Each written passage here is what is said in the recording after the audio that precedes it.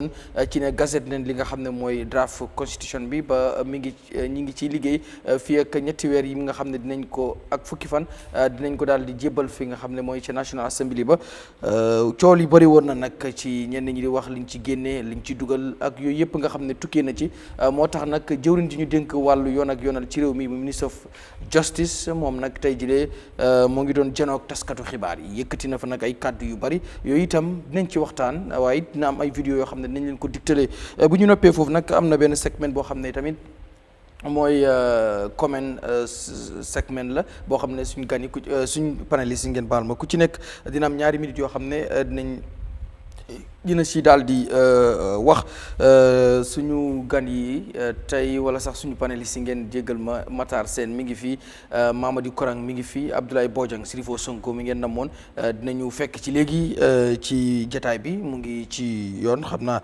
léegi tey moom it dinañu daal di tab MC Thiam Junior moom tey mi ngi ba Dakar moo tax du ànd ak ñun ci bile édition waaye du ñàkk àllarba bële di ñëw incha allah di ngeen ko si waaye laata loolu àllarba bële nag incha allah Mamadou Sabally di special presidential advisor mooy nekk suñu gan nag incha allah Abdoulaye Bojang maa ngi lay nuyu di am contentement. waaw maa ngi nuyu ñëpp maa ngi lay nuyu fay la and then of course top to bottom Eyeafrica ñu déglu si bitim réew ak fii suma waajur yi fi Gambian ñu ñaan dëkk bi jaama ñu amee dëkk bi in the form of njiit ay yooyu yàlla may leen xel ak daal bu nga xam ne mën naa ñoo yóbbu dëkk bi si kanam ak kanam maa ngi nuyu suma koto yëpp fii ñu fi teew suma booda Matar ak suma booda Mr Kurang jërëjëf. jaajëf Matar. jërëjëf Garmi asalaamaaleykum ñu ngi nuyu Gambia yëpp Kartong Berkoy na di nuyu Eyeafrica TV management ak staff bi di am mbégte ak kontaante bu na banko incha allah. jërëjëf Mr Kurang.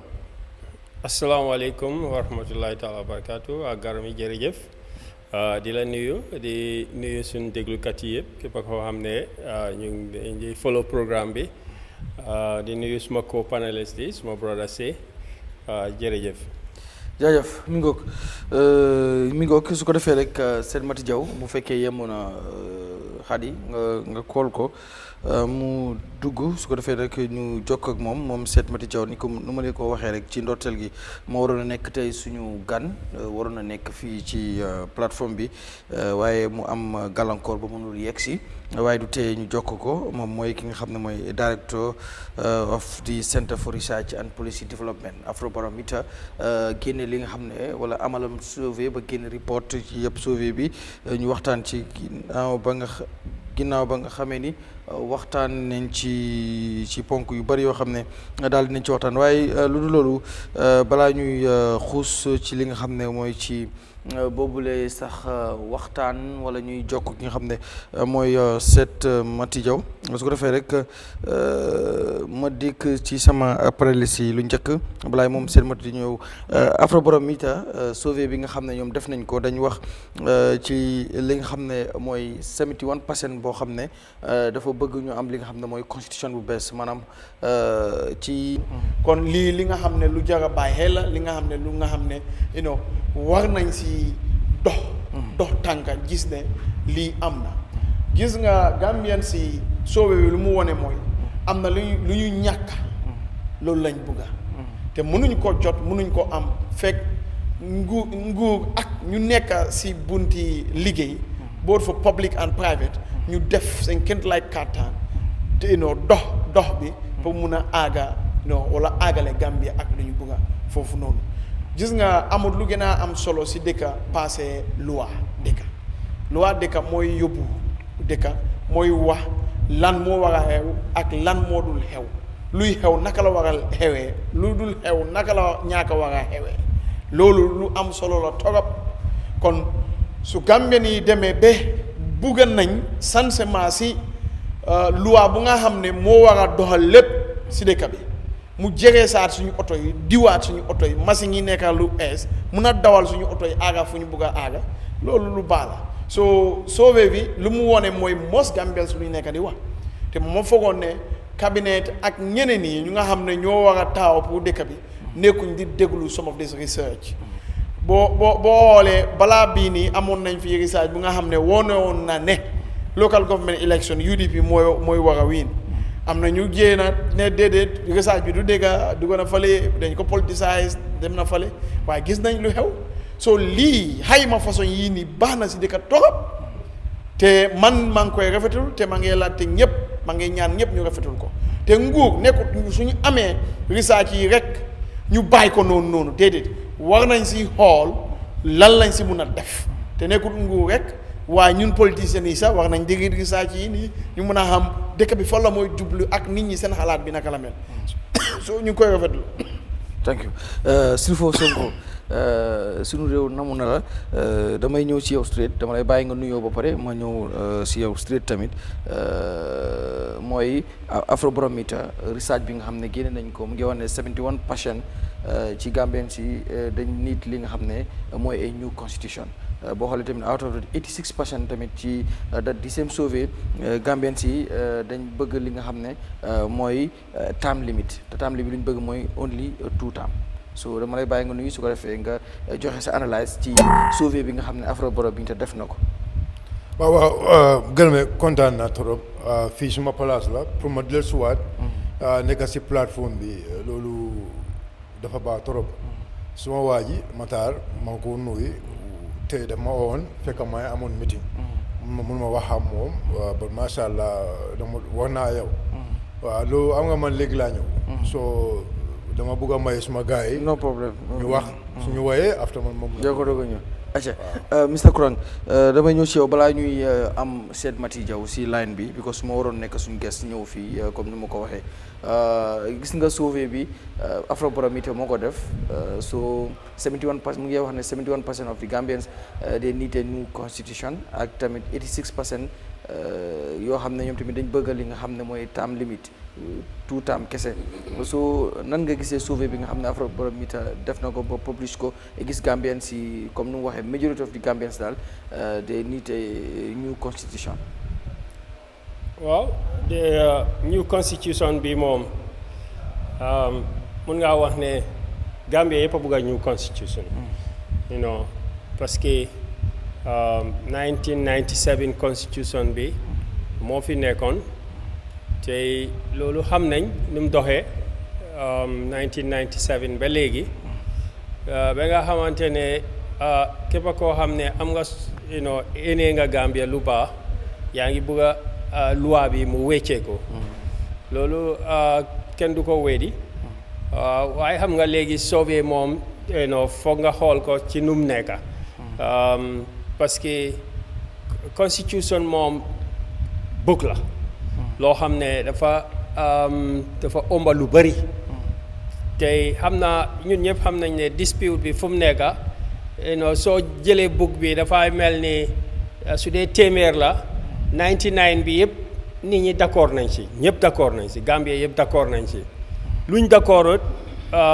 mooy 1% bi you know lu mel term limit ñëpp d'accord nañ ne term limit am na war naa am you know waaye am na ñu difaane na term limit fan lañ ko war a compter bi fu moo war a commencer foofu la naka li difference bi am nga dem ci yeneen fànn yi comme you know ay citizenship right the power of the judges nga soog a am differences right so difference yi nag gisuma ci survey bi nu mu jël benn bu nekk clause bu nekk mu wax ne ci clause bi nit ñi li lañ wax so si la moo gën a mun a feeñ nag waaw very good si loolu sax moo tax dañoo jokko Seet Mati Jaw xëy na yow nañ la bàyyi because dañu bëgg a panéliste yi koo xam ne dafa am correction for Seet Mati Jaw nañ la bàyyi comme nga mën ko koo laaj ko dafa waroon nekk fi waaye still now mu ngi si line bi hello Mr Jaw ñu ngi lay nuyu di am mbégte bu baax am la ci line bi comme ni ñu la ko doon waxee rek yaa waroon nekk suñu gan pare woon nga pour ñëw waaye gàllankoor moo tax mënuloo ñëw waaye ba tey better still ñu ngi la am fi nga xam ne mooy si line bi soo dañu ñëw ak yow straight ci Afrobarometer survey bi nga xam ne def ngeen ko soo dañ bëgg nga ñëw dikkalaat ñu si survey bi nan ngeen ko defee su ko defee ñu mën a dikk ci lu bari yoo xam ne points yu bari jël ngeen ko waaye balaa ñu ci àgg dañ bëgg a xam survey bi nan ngeen ci liggéeyee. waaw jërëjëf Sandoy di jégalu rek mais definitely wanted to be there but gàllankoor yi di nuyu askan bi di nuyu panélistes yi tamit naan leen ñëpp asalaamaaleykum.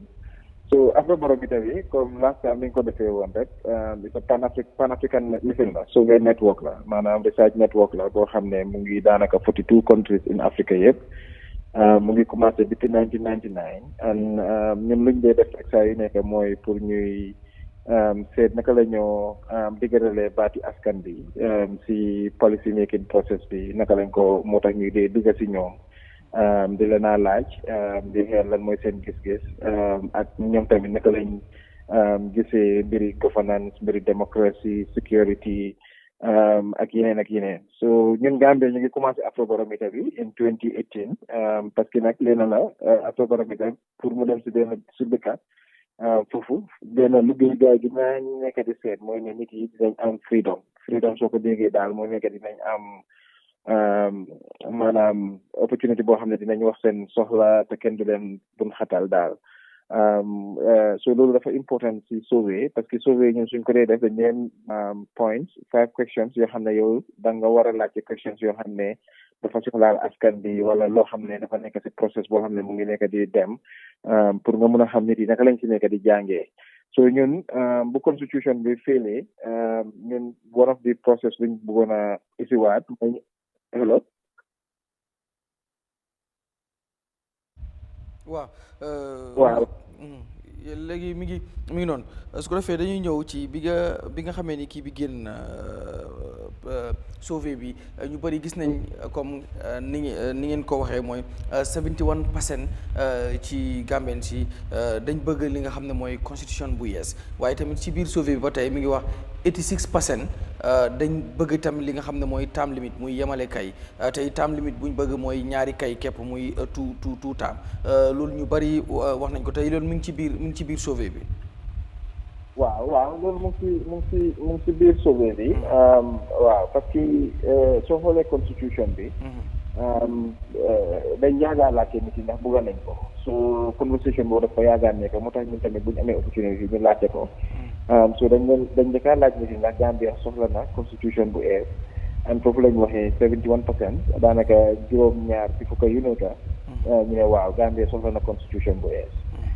si biir loolu tamit laajte nañ leen tamit ne affaire yi ndax di rejected draft xam nga remember nga 2020 rejected draft bi boobu moom lañ ko parlement ñoo ko génnee woon ñu laajte nañ leen ndax yi war naa delluwaat parlement pour ñu fen ko pour ñu jegaraat ko boobu am nañ almost 67% daanaka boobu tamit 7 out of 10 7 juróom-ñaar mi daf leen soxal and 2018 it was 85 then mu wàccaat 2021 ak 2022 mu wàccaat ba 82% waaye léegi nga gis ne égaat na ba 86%. So loolu is important tamit pour ñu leeral ko ba pare tamit am foog naa di other findings bala ngaa laajte waat beneen question bi mooy ne laajte woon nañ leen because ne ndax war naa dellu si National Assembly bi beneen laajte bu ñu leen laajoon mooy ne ndax d'accord nañ wala d'accord si lu National Assembly bi daaxee woon bill bi buñ leen ko yóbbee woon in 2020 gisoon nañ ne nag more than half 51% wax nañ ne d'accord ñu woon si loolu noonu so waaw basically. mi ngoog balaa may xëy na xuusaat yow bu fekkee dafa am any ku am correction pour Sermati do you have any correction ndax am na loolu wax Mamadou Kurang ci nan lañ laajee li nga xam ne mooy mbiru term limit wala du loolu nga doon laaj. lu ma doon wax mooy xaw ma ndax moom leeral na loolu ci waxam bi ndax dina ko bëgg a leeral parce que foog naa ne li ñoo follow ci discussion si ak press conference boo xam ne am na tey ak Minister of Information bu mu joxee mooy ne ci consultation si nekkut ne whole rejection of draft constitution am na at any point no either 2020 or 2024 whole rejection amutoon lu am mooy ñaaka déggoo ci fànna yi ci chapter si foog naa loolu moo am te foog naa su fekkee ne sauvé dafa war a di foundation mu nekk loo xam ne mu leer dafa war a concentrate sauvé bi dafa war a concentrate ci specific conditions ci clauses yi mu ndax ñoom def nañ soobee ji di bugg a gis ne ci clause yoo xam ne moo nekk dispute bi fu mu nekk nii waa xam naa ne mention nañ term limit Gambia yëpp bugga nañ term limit retroactive clause bi dispute la fu mu nekk mi ngay sànni karta so affaire yi jigéen ak yooyu noonu su fekkee ne defar nañ sample bi based on the frameworks yoo xam ne moo nekk GBOS ñun nag dañ dee mën a reflect national sample frame bi comme waaye liñ dee insist during the work mooy ne suñ data collection si dañu war a dee wax tey suñ interview de benn góor dañu war a interviewaat beneen jigéen indicate buñ dee use dañ dee gis daf dee mën a come across dangaa mën a am dañ ko dee mën a wane in terms of if you look at our demographic reports and dañ dee mën a share different reports so right now the only thing luñ share mooy ñun benn ay fusion bi waaye maa ngi doon wax ne tamit dëkk bu nekk dañ la dee def 5 space pour nga laajte questions yooyu noonu and that 5 space benn dafa ndaw so you try to be as strategic as possible pour nga seet what would be the most relevant questions yoo xam ne moom nga ko war a isi but to say ne also ñun am na beneen survey boo xam ne defoon nañ ko not long ago boobu release aaguñu report yi boobu was specific on the constitutional process so laajte nañ even xam-xami nit yi to certain clauses certain issues certain loolu noonu yëpp def nañ ko so survey daf dee mën a am different mechanisms ak yow tamit lan moo dee nekk sa interest waaye ñun Afrobarometer benn luñ bëggoon a xam mooy ne benn ndax nit yi bëgg nañ constitution ñaar ndax nit yi bëgg na participate now in some of these conversations and we have seen a lot of people talking about the need for the constitution because so much they rejected the bill was sectioned there was clear rejection of the bill and so the bill was thrown out on the second reading and so that makes the process itself there more than you need to do revising the constitution bringing it back and even now we are engaging in this commitment for rejection reflect in terms of the broader perspective of citizens then don't debate so more than you like them moo tax ñu laaj askan bi ndax ñoom d'accord nañ parlement luñ rejectoon bill bi in the first instance because everybody knows ne parlement dafa rejectoon bill bi waaye in that way yaa ngi gis ne 61% more than half ñu ne ñoom d'accord uñ woon si loolu so the idea of us doing that mooy ne benn parlement dañ daan wax ne ñoom they are doing this decision based on lan la seen askan bi nekk di wax or people that they are representing so ñun intentionally we wanted to know whether ndax nit yi d'accord nañ ci that decision that parliament took so in that way it's a parliamentarian if people do not agree majority do not agree then the question mooy ne how come then some of these parliamentarians saying it was based on their people of course there was 29%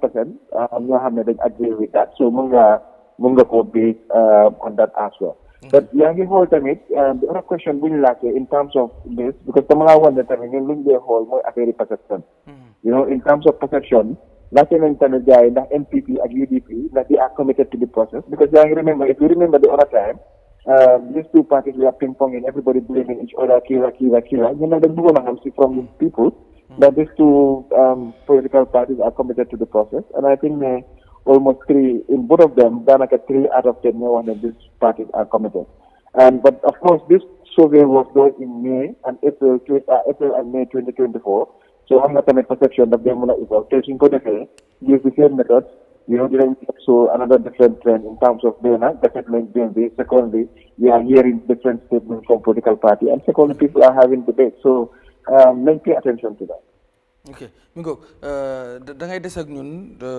xam naa dinañ la bàyyi ci kanam waaye da ngay des ak ñun su ko defee am na loo xam ne wax nga ko yéen ko Mr Bojang bu fekkee bëgg ngaa ñëw balaa ba ñëw ci Matar ci moo xam correction nga am wala dafa am loo bëgg a analyse tamit ci li nga xam ne wax na li nga xam ne moom leen use méthode yu ñu use def li nga xam ne mooy seen sauvé bi gis nga itam explanation bi nga xam ne jox na ko rawatina tamit courant correction bi nga xam ne laaj na ko waaw comme boora ko nu mu ko waxee scientific process la nekkul li nga xam ne universally benn system la sampling and whatever that is needed the nitty-gritties and so on waaye nag this is commendable man musuma meet ak moom and I don't know much about Afro at least suñu amee accuracy level bu nga xam ne ay 60 ay 70 accuracy is pretty good it's okay te lii as dëkk bu nga xam ne Gambia la a new dispensation comme niñ ko dee waaye we need such and then ñu ngi leen a jërëjëf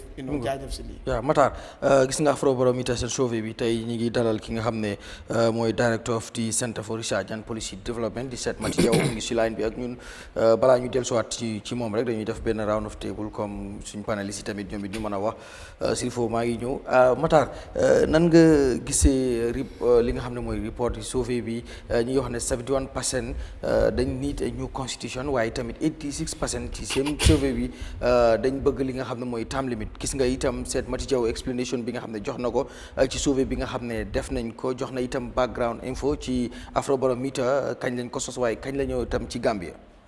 jërëjëf Garmi jërëjëf once again di nuyu Sirifo mu nga xam ne ñëwoon na fekka nuyu naa ba pare di nuyu Set Mati it's a brother to me I know him xam naa ko maa ngi ko follow tam gis naa li moo def tam si social media bi mu ngi play rôle am responsibility ma si Gambien pour gis ne réew mi bi ñu nekk muy Gambia dina dem si beneen jeeku si beneen level di leen gërëm ñoom tam sant leen bu baax si ñoom tamit di tireless job bi ñu def mooy jël seen time seen waxtu def seen research wan Gambien si di status quo of li nga xam ne mooy interest bu Gambien si am about the constitution ba loolu trigger na so many information that is going around in the country yoon tam ñu ngi leen di gërëm sant la ñoom duma leen boole si catégorie bi mislead askan bi si mbiri constitution bi ba tax na jaxase nañ xel yi askan bi ba nga xam ne te ñooñu ñooy wane seen bopp ay jàngkat ñooy wane seen bopp ne ñoom they are civil society organisation ñooy wane seen bopp ne ay political party lañ ñoo xam ne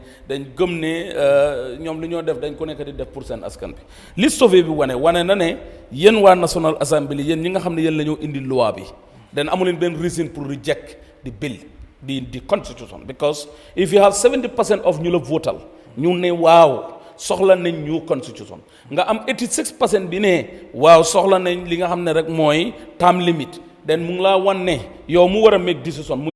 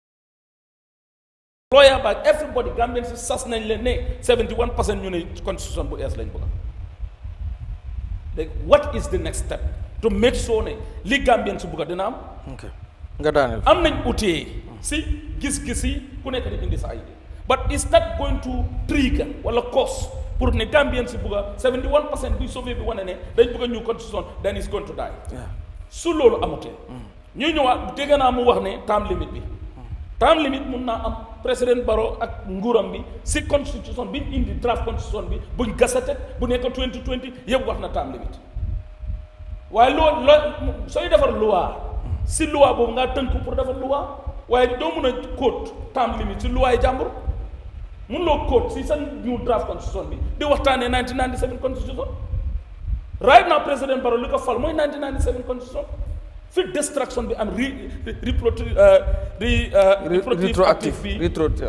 retroactive bi gars yi di waxtaanee li ko waxtaanee dama fekkee ne dañ janwin nit ñu yëpp ñu nekk ñu réalistique ñu bëgg a waxtaan ak Gambien si lii mu positif ñu bañ a indi suñ own xalaati boppaas politicien ma ne Garmi 1997 moo faloon ñu fi ne yëpp moo fal député bi moo fi dafa am process and process bi nag bii bokk na si because consultation ñun yëpp xam na ne consultation is a key in building a new constitution ñun yëpp d'accord nañ si loolu ok fii léegi ñun yëpp gis nañ ne government failed in consulting Gambian people when they were bringing their Barrow document because this borrowed document did not go to people. So this is not the people constitution, but the people of the Gambian people are willing, or the people of the Gambian people are calling for. So ñun nak il faut que ñu clarify loolu. And then dama bëgga segment mu ci line bi mu ma dégg the survey made it very clearly that 61% of the Gambian people, 61% of the Gambian people want the draft constitution, 2020 draft constitution. That is what the survey says. That needs to be clear. So we did not say that it's not that 67. It's not that, no, okay, 67. Yes, 67. So it's not that 67% are not saying that we want Barros to come. Gambians express their desire for the 2020 draft constitution. Léegi tekki loolu ci wolof. No, dama la dimbali. Waa léegi teg ko ci wolof. What does that mean? Léegi teg waxu mu teg ko waa léegi tekki ko. Ya fo ñaamin sura mandika kango ani ñing ay safe ñaamin is not the same. What is desire in English? No. Okay, very good. Yes. That's a good question. Mu ne Gambian si dañ 67%. Come on. Okay, so léegi lu ma bëgg a wax fii rek segment mu maa dégg and if I am giving wrong figures. Yes, moom dina ñëw. So fekk na maa give wrong figures. Yes. Dama bëgg a moo clarify. Okay. Pour askan ñu mu. Yeah, he will do inshallah. Dégg nga. So lafta même fula matare jam wala ñu ko. Gambian ko lafta loi ko dolal. Bara menga ko men Gambian ko lafta baro la kayto la de.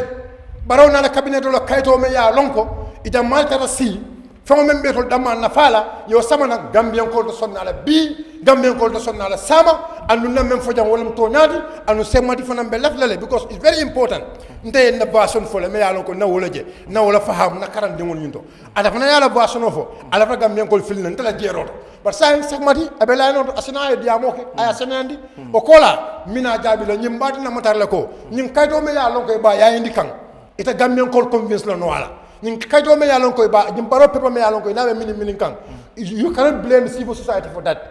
The civil society are playing their role and they must hold the government accountable. Yes. Aldiate yo akuyate yo ni masakunda fonna le mutal tonto ale tonya fo Gambia dingole son alma dal man tonya fo Gambia dingole do sonal ma bi do sonal ma sama do sonal ma sineni. Okay, dina ñëwaat ci aussi dafa Mr. Korong just quickly before ñu release suñu gan because dama ko bëgg a jox opportunity mu ñëwaat maybe bu bëggee indi any clarification ci wax yu ngeen wax am na question bu ma ko bëgg a laaj tamit balaa ma ko bàyyi but dégg nga lu wax question bi nga xam ne laajoon nga xëy na def naa indi na ci ay leer but bu fekkee dafa am leneen ci loo bëgg a dikkaat rek before madame si seet Mati Jaw mën ngaa ñëw.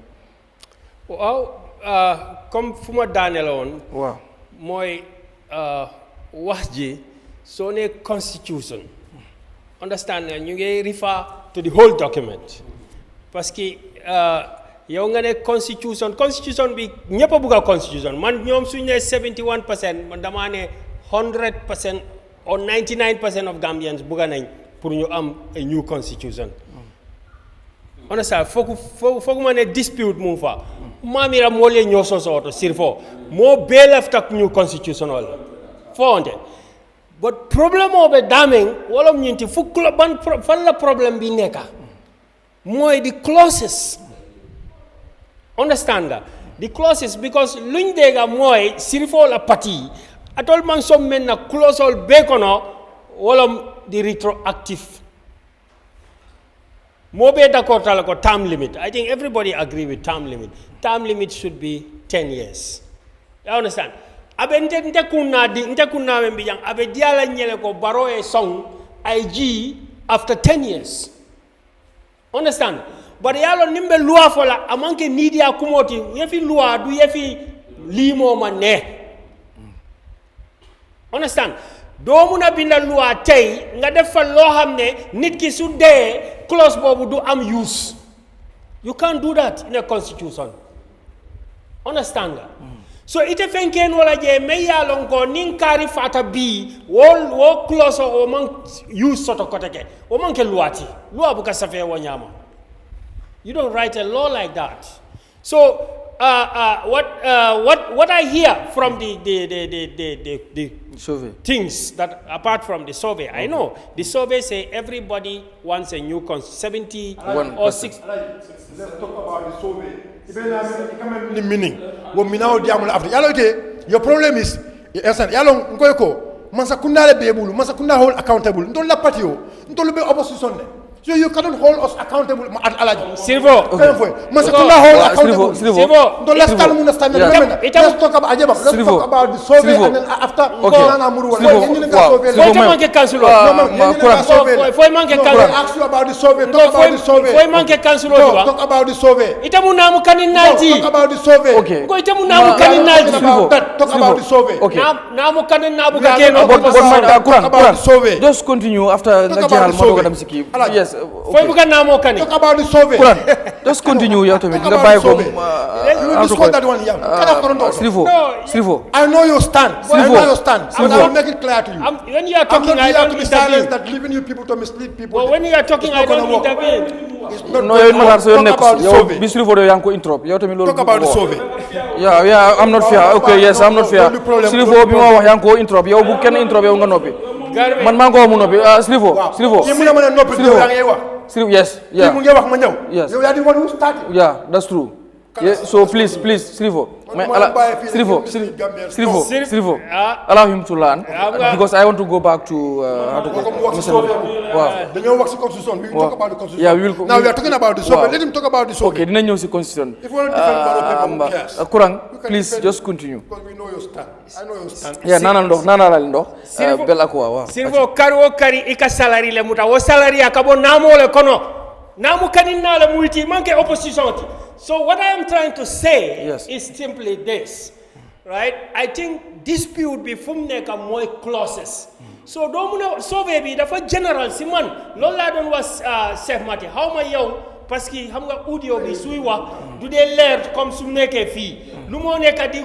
explain mu understand ko waaye lu ma doon wax Chef Mati mooy ne so ma indalee general naka statement bi nga wax ne Gambians dañ bëgg a new constitution loolu ñëpp d'accord nañ ci dañ soxla new constitution ay de 67% ñu ne bëgg ne ñu ñëpp a bëgg a new constitution o 71% Gambia yëpp waaye lu ma wax fu mu nekk nii ñëpp admit nañ ne lii political process la understand la political resolution moo ko war a na indi moo ko mun a satul gars yi dem nañ Abuja tuuti rek moo des ñu satul ko understand tuuti rek moo des ñu satul ndax Sirifo disagree na leen ci loolu retroactive clause bi loolu rek a tax satuluñ ko wota ma neati na kuwol ma mbam so wo retroactive clause wala mu ñinti ko ye clause o dundi nga dugal clause boo xam ne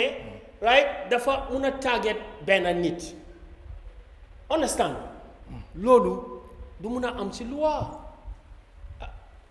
fa lañ nekka docteur wax na ne am nañ beneen clause boo xam ne gars yi ak nañ ko bi su fekkee ne convict nga mënuloo qualify ñu génnee ko because UDP complain nañ maybe boobu is a general clause waaye still now expose na loi bi because expose na constitution bi because soo ko defutee foofu it means anybody with any record can contest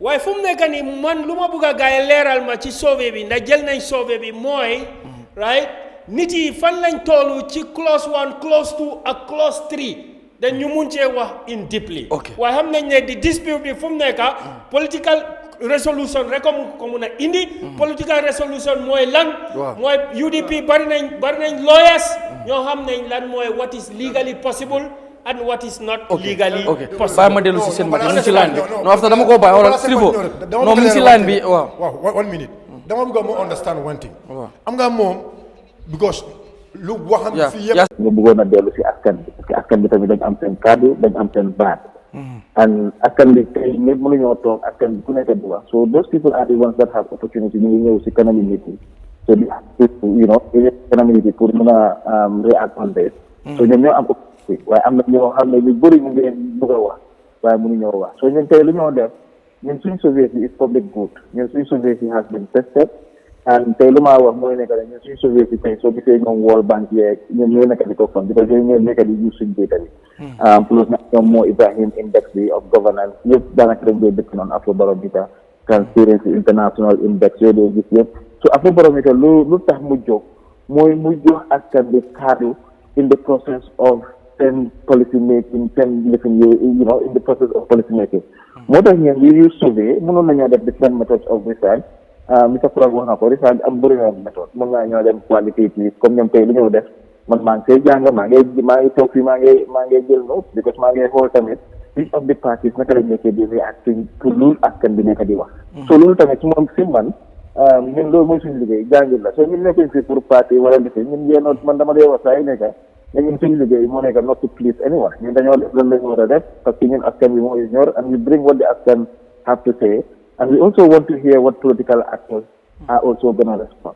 So to clarify one thing in terms of the survey, you know, ñun dañ am question te soo xoolee suñu report yi tamit pour suñu report yi sax dina xam suñu méthodologie bi naka lañ ko defee ba pare dina xam tamit yan question lañ laajte parce que every graphe buñ génnee dañ dee dina si ron mais question bi lañ laaj nit ki parce que ñun gis-gis affaire gis-gis dañ nekk di laaj comme maa ngi tontu comme fu Mr. Kurang doon waxee ne affaire clauses yi yes moo tax ma ne ko woon defoon nañ beneen survey balaa afrobarométre bi boo xam ne ñun suñ boppa génneewuñu results yooyu noonu yes waaye survey yooyu noonu dañ dem in terms of ndax nit ñi sax seen understanding of the constitution ndax understanding this kind of aspect ndax xam nañ ndax lii bokk na fa wala bokku fa ñu ci different survey boo xam ne dafa capture moom comme ñu nekk di jéem a laaj and I think ne su fekkee ne génne nañ that survey moom dina gis ne quite an extent some of these conversations di nga gis ne nañ ko capture but the survey is one thing but also the argument that he is also making is a different thing. The argument he is making is that it's a political process boo xam ne there is disagreements boo xam ne moo fa nekk yes that is fine loolu is true and it is there but the political process boobu noonu dafa depend on certain things loo xam ne moo ko nekk di move benn policy making tey soo gisee from 2016 2017 ba léegi ñun civil society everybody continues to talk about constitution because then you realize in this country the constitution most of the transitions were effective civic space bi soo laajee nit yi dañ tey ñu def afrobarometer bi mooy ne people are free to express themselves yéen right now yéen a ngi toog si télé bi because people are free because everybody is free to express themselves in 10 years ago that was not happening but when people are free to express themselves when people say and this is what they say what is the responsibility of policy makers ak ñun ñoo xam ne dañ am opportunity mooy ne okay well lii la nit ñi wax 71% bi ne we are not saying that everybody agrees 71% lañ la wax because there were people that ñoo xam ne they feel ne 1997 constitution bi is strong and is okay so moo tax ñun li ñu laajoon respondents yi moo nekk ne in your opinion do you think the Gambia needs a new national constitution or have you not had enough to say parce que ñun pour ñoo taxaw rek am na ñeneen nit yi xamuñ ne ndax Gambia ñu ngi am process boo xam ne constitutional reform la but bëgg nañoo capter ñoo xam ne tamit xamuñ wax nañ ne xamuñ ne Gambia mu ngi dem ci that process because loolu tamit ñun comme civil society wala state policy makers wala political actors yi that information is important nga xam ne gars yi mën a gën a dem deeper ñu ne lu tax ñi xamuñ ne constitutional process mu ngi dem wala lu tax 24% ñu ne bëgg Gambia bëgg new constitution mais est-ce que this 24% su fekkee ne dañ ko xayma within the national debate in terms of them require 75% support for the constitution come this support as much as it is strong when translated in reality dafa mean that still we need some of the 24% pour dëkk bi mën a am constitutional process moo tax mu ne dama dee wax ne constitution du affaire yi santut Barrow santut Jaw santut Mbay santut kenn so what it own moo nekk Gambia la sant and I think the focus mooy ne instead of political actors they speak in terms of different voice because eventually I mean whoever wants to or is in power dafa rely on a constitution or law boo xam ne mooy help govern the process but constitution dafa require mu am legitimacy and what we are trying to explore also mooy ne whether people feel the process of ñu ngi am constitution is legitimate and moo tax ñuy laajte nit yi tamit in the first section ndax loolu but soo xamee tamit because Kurang tamit Mr. Kurang ñu noonu laajte tamit benn question which was very important mooy ne comme in terms of the democratic representation that particular question ñu suñ boppa dañ ko analyser more gis nañu ne even diggante góor ak jigéen 72% ci góor yi ñoo wax ne dëkk bi dañ soxla constitution 70% ci jigéen yi daanaka góor ak jigéen yi ñoo am waaye even soo demee si rural urban dynamics yi da ngaa gis ne ñu nekk ci urban area bi ñoo gën a bëgg a affaire yi new constitution because 76% in the urban area that is like 8 out of 10 in the urban area ñoo gën a ñoo bëgg a constitution and compare that to 64% in the rural community. And man, Susuma Jangit, it's not the rural community new constitution, but perhaps so whole in terms of no hamun about processing constitution, it's the popular more than so there is this 64%. Bohame, there is a dynamic. Bohame, need political actors, government, and everybody should pay attention now. They need to pay attention to rural communities in terms of the the constitution. So it's in terms of 18, 35, 36, 50. You know, said in terms of high poverty, said in terms of education. This is not high school. I like to say that because of the constitution. But they will not count in terms of the analysis. So compare the Lulu, you have then formal education, you need 65%. So gather my one day. So maybe that's where one day I can be done. I can even make a decision. I think this clearly as in the same way. Why I'm not being question, but I can don't debate on for how much time. Okay, thank you, Mr. Diaw. xam naa fu ñu lay bàyyee rek xam mooy gis nañ ci sauvé bi tam bu ñu jógee ci wàllu constitution bi gis nañ mu wax ne 68% believe that peace and security muy wàllum jàmm ci loxoy Adama Barrow dafa mën nañ ko waxee sooxe wala dafa gën a sooxe ci nguurug Adama Barrow maanaam téeméer boo jël juróom-benn fukk ak juróom-ñett yi ñu ne jàmm ak wàllu kaaraange ci nguurug Adama Barrow dafa sooxe. ci biir sauvé bi gis nañ loolu tamit ci sauvé bi. waaw génne nañ boobu parce que foofu boobu tamit si liñ de ooyee country specific questions si la bokka. Okay. And boobu dañu laajte woon ne in your opinion would you say the following conditions have become better or worse since President Adama Barrow assumed office in 2017. maanaam dañ doon seet you know because people nit ñi dañ dee compare ñun suñ sauvé questions yi. suñ ko dee tuddee mooy si nit yi lu gars yi dee wax. comme ne lii am na lii amul ñoo gën a comité ñoo comité so ñu ne Adama Barrow Yahya Jammeh people dañ dee compare yooyu noonu. so moo taxoon ñu nga xam daal am na yenn aspect nekkuñ ne yëpp lañ seet waaye am na yenn aspect yoo xam ne dañ ko seet pour ñu seet daal dafa tey la tane wala you know luy ñu ci seen gët. so in that for dañ laajte freedom of speech moo tax ma doon wax ne yéen tey ñu ngi am freedom of speech 80% of population bi ñu ne freedom of speech you know tey la gën better or much better tey si under Adama Barrow in politics under Adama Barrow wane ñett ne women participation tey la gën a tey under Adama Barrow on right wax nañ ne tey la gën a tey si affaire si nguuri Adama Barrow wax nañ tamit preservation of law and order 55% you know ñoo ko support that is more than half waaye so boobu 43% less than half ñoo wax ne fes na si nguuri Adama Barrow waaye daanaka ñoom ñoo ge rural urban inequality diggante rural community si maa ngaa wax comme si dex gi ak ñun nit yi ñu ne tamit boobu des na 36% ñoo wax ne beta na under President Barrow.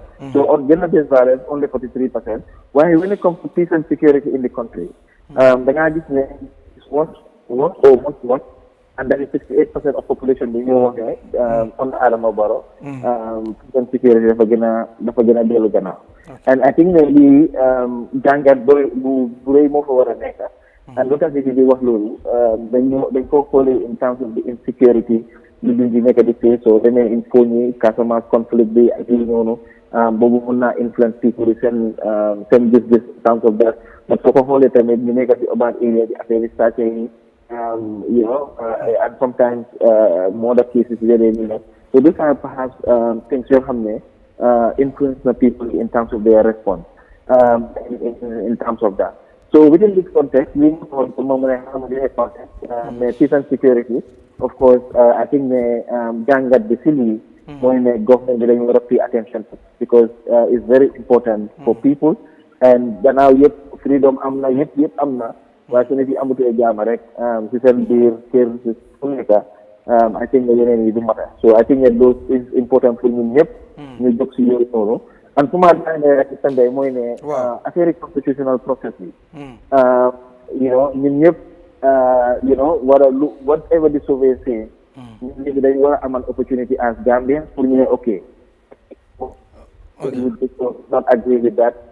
Constitution bi mu ngi dem ci National Assembly ñun ñëpp mer nañ ci in terms of ne lack of consultation man boog ne mënu maa convince ne dañ def nañ consultation no matter how they want to package it, because for me I mean I attend now some of those events really I don't want to hear consultation then, but ñun civil society li ñu doon gis mooy ne dañ ñu ne ok ñi ak ñi inform you of the process of what was happening. But so if you make a consultation that's in terms of change, so I think that is important for me to clarify. But given the fact that Lulu Rombana and government definitely why constitution be moved to National Assembly and National Assembly for more planting meeting in Assembly National Assembly for more swing plan. Swing politics right now constitution be gannaaw nit ñi askan wi wane ne dañuy dëkk bi dafa need new constitution. Political actors yi li na sax mooy ne how do they work together li dafa require bipartisan approach, dafa require waxtaan, dafa require sit down and not be blamed. Moo tax ñu laajte woon nit yi tamit because dañ xamoon ne political parties in this country dañ dee blamante too much in the absence of people lu nit di bëgg ak lu nit di def. Moo tax ñu intentionally laajte and the political party, the ruling party and opposition party, that they were committed to the constitutional process. And we're going to share the findings of that one topic because that's critical. And opposition party, United Democratic is committed, 34% the UDP is committed, agreeing the UDP is committed to the process. And ruling party, the SC, is committed to the constitution, 27%. So in that level, even the UDP and the whatever, ñoo bi la xala committed and lii dafa am jàngat boo xam ne tamit lii dañ ko war a def moo nekk ne ñu rejectoon the constitution in 2020 ñooñu most of those people were close to NPP bu ñu remove those from the constitution but right now focus bi mooy ne am nañ beneen opportunity and nit yi léegi mun nañoo toog within the National Assembly ñu discourse moo tax dañu war a urge political parties ñu yóbbu ko in the committee.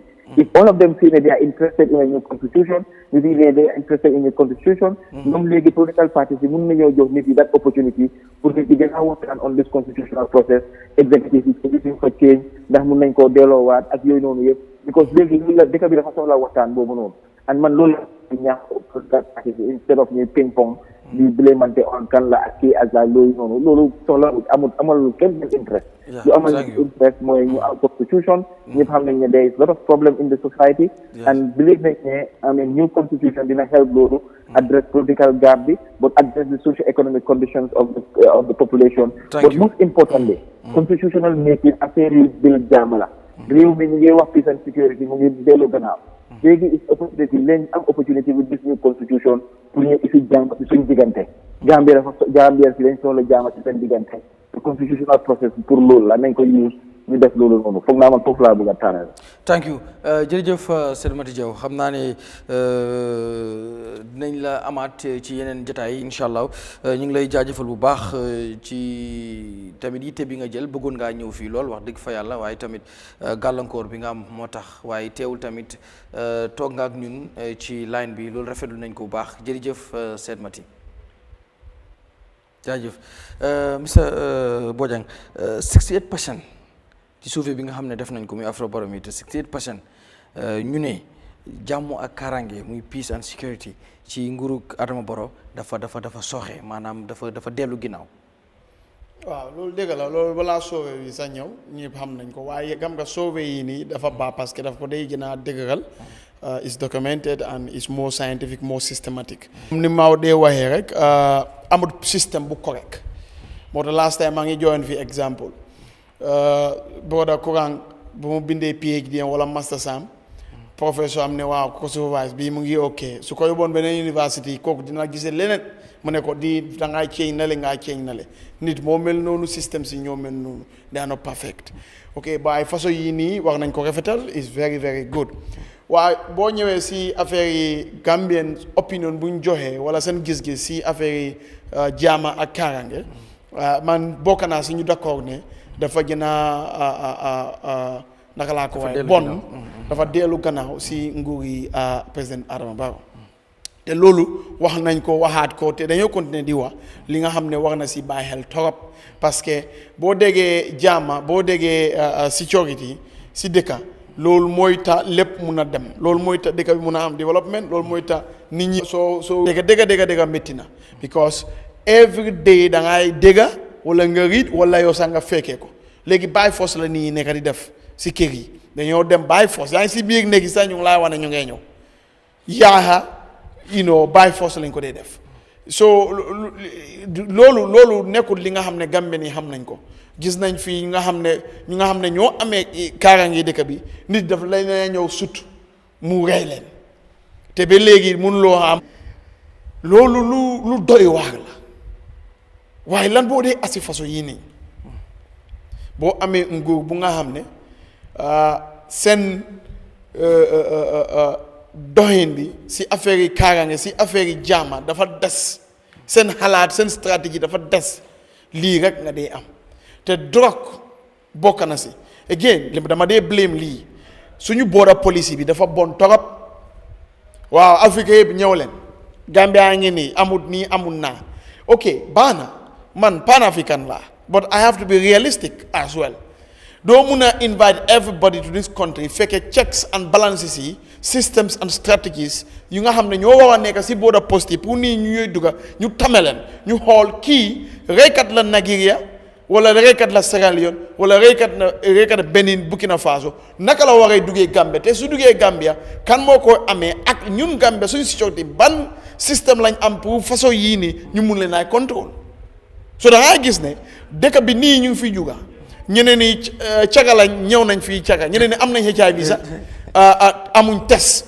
so sécurité bi nii ñu ngi koy xoolee from the perspective of ok ngaanaay waaye ma wax la fen bi dama ko dee wax all the time in 10 years to come Gambia HIV ñu dañoo nekk boo moytu Africa part of the first 10 because nit ñi ñu ngi dugg dëkk bi ñu nga xam ne ñu ngi am yeneen feebar yi nga xam ne ñun xamuñ ko te kenn kisiwu leen dañ dugg dëkk bi rek nii ñu ngi def lu leen nee boo demee Costa si Johnson bi flyover da ngay fekk foofu fees boo dem war nañoo stratégiser dëkk bi ñu mun a am jaama am na ñu dugg si dëkk bi ñu nga xam ne bandi lañ ñu nga xam ne ñooñu dañ jàng sàcc dañ ko jàng nekku ne ñuy sàccantu nii pour am dépense so lii mistake président Barrow ak nguuram la seen border policy bi te loolu bokk na si lu tax affaire sécurité si dëkk bi mu ngi over bon war na dollil ñu nga xam ne ñoo amee bunti kaaraange su leen dolliwut mu am gom-gom si ñooñu li ñooy gis dafay gën a worse because doo mun a am a constitutionally mandated regimented army for example or other security apparatus yu nga xam ne yow gëmuloo leen da ngay gis ne at the end of the day ñooñu courage bu nga war a jox gaa yi ak encourage bu nga war a jox gaa yi they lack that the esteem is gone so lu ñu waroon a def duñ ko mën a def parce que yow ku nga xam ne yow you are number one pour ku nga xam ne kooku la ñu war a protect yow gëmuloo leen so moom war na xalaat bu baax because Gambie ni lii lañ nekk di wax nit ñi dañ ko daan wax soo bi ñëwaat na wone loolu noonu te ëllëg soo demee defaat beneen soo bi dina wax di seen Sonko gis nga comme di Afrobarometer sauvé jugee nañ ci mbiri constitution ba tey si di sem sauvé dafa wax ne 68% ci Gambien si dañu wax ne peace and security muy jàmm ak karange dafa gën a dellu ginnaaw ci nguuru Adama Barrow Galme foo naa si affaire loolu noonu kii wax na si lu bari lu set so man dama bëgg ñu dugg si biir constitution ñu ngi ñëw foofu am nga time non waaye loolu da nga xool time yow dama rek non because non da nga war a sa time li problème mooy loolu man maa ko loolu yow dama bëgg nga understand am nga peace bu fekkee bëgguloo wax si loolu ma jox keneen rek after bu ñëwee si constitution bi nga wax bot bu ma wax ne man lii nga war a def wala lii léegi yow fekkee bëgguloo wax si correction bi let me give Matar and Kurang and su ma ñëwee si constitution bi nga wax is that fine non so dama yor sama minute yëpp ma mën a jaxal waaw no problem sama minute si 5 minutes bi mu nekk ak 10 minutes waaw ok waaw no Adama no c'est anyway baax na Adama wax so anyway sa waa ji ñoo ñu dem rek Matar ñëw Kurang ñëw waaw sa waa ji Kurang ama moom soo waaye la man moom lifin na rek si sànni waaw di mu ngi noonu baax na anyway Galme dafa baax li mooy baxaay sauvé ñu lay sauvé kumayandi because ni a jibe moolu banku dingolu pour ye opportunity soto pour ka cool tendi aka kolya so pour yeta banko dungul kan anu ya tandi ko ni watin ko ya tandi ko banko la tanko bundani naso be yele on the president baro la nyaton ga yakoto o mo fenet me yalon ko na fil ko that is a o mo knocking o sa o se calling point pour masa kuna e fon jibe ku because tanko ku mata bakele kayro ku mata bakele nim banko dul man kayro so banko kanjang I mean ake dun ku jamal le to so do masa kunda pour ka foye ko banko dungoli ko almost how many percent almost 81% right is it how many percent 68%. Yes, so 68% banko dun kemo keme si dula taworo ni seyo nuol ko tanko nin kairo president baro la mansa yakoto aman sabati ha oto masakunda nyanda kumira lo kotole kadu kumata bakele. So I am calling on the president and his another advisor be yalo advisor yat and yala security advisor another advisor ise mo la kuma kan la moy e kana jutu mo la kuma kan la ise feroke ka jako tanko anin tanko anin kairo sabade banko kan because tanko nin kairo wala ka opportunity di banko dun la kadun safaro do kadun business odo because nin kairo man sabade banko kan safa I mean tanko man sodo banko kan ani business lalu safar lalu e ka silal kadi ka jelo ko mosna nyepin kan mbe nyaaji janne sungul be wasiare banko kan ni banko kan jang sungul be siare ne molbe molal dry break la anu usman kan même fana foten boyan kan même fo na border policy if we don't have a proper strategy border policy aka abe koliala le pour ka mol mel kaddu ka finti le Senegal right now ni kadum Senegal kono ika mexole ye bulota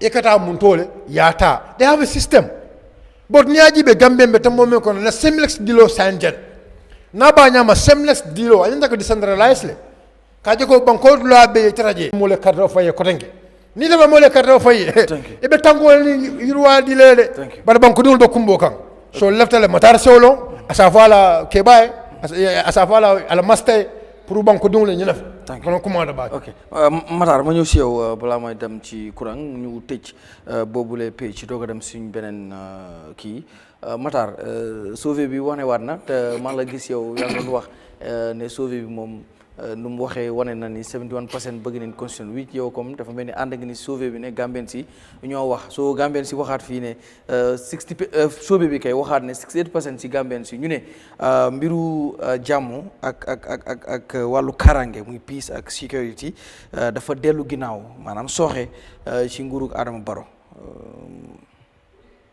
Matar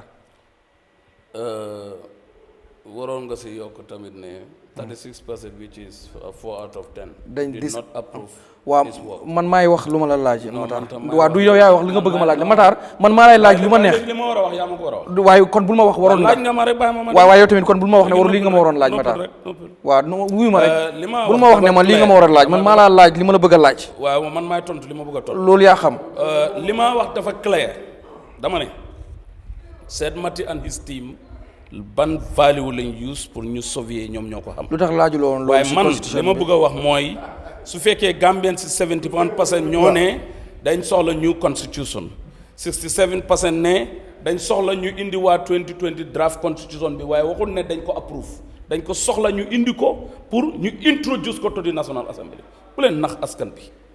To introduce it to the National Assembly means dañoo demaat to the drawing board mu ñëwaat waxaat ne 68% ñu ne security bi démb ak tey utee na lu tax mooy. fa dellu ginnaaw démocratie bi nekk fii in President Barrow's government and the APRC government is two different things.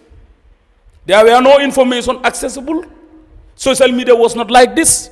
nit ñi amuñu woon that confidence and fit bi dëkk bi ñu bari population bi nekk ci Gambia tey nekku fi woon démb. This is the situation that the Gambia is. Amuloo wax ne démb amuloo woon that democracy amuloo woon that media freedom of speech amuloo woon nit ñi seen independence bi démb tey nga am loolu total nga ne security dina am nit ñi luñ feel sax ne mooy démocratie mooy dinaa mën a taxaw ci mbedd bi ma tux dinaa mën a taxaw ci mbedd bi ma saaga dinaa mën a taxaw ci mbedd bi ma téye paaka dinaa mën a taxaw ci mbedd bi ma dem sàcca loolu la nit ñi foog sax mooy démocratie kon security bi du mën a nekk benn but nag in this country am nañ evidence yu leer ne the security network of this country is very very improved case yu happen si Gambie bi yëpp 90 to 95% yëpp amul 24 hours te the victims involved jàppuñ ko nañ ñu wax ñaar wala ñetta case gis nañ koo xam ne mu ngi jógee fetal la jógee from bitim réew si airport bi lañ ko jàppa ku jógee bitim réew ak drogue si airport yi Gambia lañ ko jàppa ñu gis container drogue bu jógee from other countries ñëw airport yi Banjul fii ñu jàpp ko ni rey fii nii balaa ngaa génn border bi ñu jàpp la how many cases that happens ñana ko def security Gambian si ñana ko def security nga xam ne ñoom lañ yaakaar ñu sol uniforme play seen rôle liggéey bu am solo within this short period of time bu président Barrow take over kon soo ne 68% ñu ne sécurité amut nangul danaa leen ko nangul as yéen ñu ko sauvé yéen a am di magnitude bu ngeen use waaye nag dama ne level bi du benn dama nga xool ñaata muy dugg si port bi every day ak lan moo doon dugg démb si port bi lu tax port bi amatuñ space ñu ngi uti space lu tax lan moo tax the population of yesterday and population now dama nga laajte ko dan kon mënut a nekk benn dégg naa Bojang establish na élaboré na si dama ne freedom of movement loolu ECOWAS protocole la you cannot say ne nit ñi duñ dugg sa dëkka loo mën a wane nit ñi su ñëw dugg sa dëkka da nga leen war a test ndax dañ am feebar bii it's possible non bàyyi ma non non come on waa dégg d'accord naa yaa ne loolu amul gaa ñu ngi dégg xaaral ma rectify sama bopp let me rectify myself dama ne in other countries loolu daf dee happen mun naa rectify sama bopp ne mun nga koo indi maybe that protocol is already used you don't even know. No, it's part of the protocol. That's what I said. It's part of the ECOWAS protocol. Come on. Money, maybe it's used. Maybe yellow fever and others is used. Maybe this critical disease maybe is not used. But the money, mun lo emale Gambia demba Gambia tay. Mun lo em. And the security of this country, the money, they have a good relationship with the present government. Good relationship. They are working together. They are making progress. Liggéey bu effective lañ nekk di def ci Gambia bi. Waaye nag amul benn security amul benn réew boo xam ne mun nañ laa garantie ne sa buntu néeg sa buntu kër sa biir néeg sa lal bi dañ la koo gaaral amut. Sénégal barki démb la am changes xoolal luy happen within this short period of time dégg naa coow bi happen Sénégal people are dying like shit lan lañ nekk di blame lan lañ nekk di wax in America fii ñëpp dëkka nga xam ne caméra in Europe caméra yaa ngi all over di si mbedda yi si néeg yi si street yi ñu ngi sut ay nit ñuy dee si mbedda bi fekk leen seen liggéeykaay fetal leen fekk leen seen néeg yi fetal leen fekk leen si mbedda bi fetal leen loolu is happening all over you cannot that's I said loolu is happening all over the world that doesn't say that doesn't signify come on I'm disappointed. bàyyi ma pare That's a very bad example here, man. We are telling you we are not saying the government is not making efforts. Everybody knows that government is making effort. And nobody is saying here that the security of this country is not working. Nobody is saying that. Nobody is disputing that one here. But we are saying this is what the Gambian people are saying.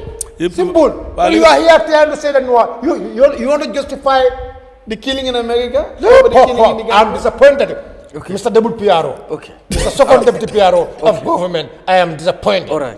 Allow him to learn. You should be disappointed with yourself because you are not professional.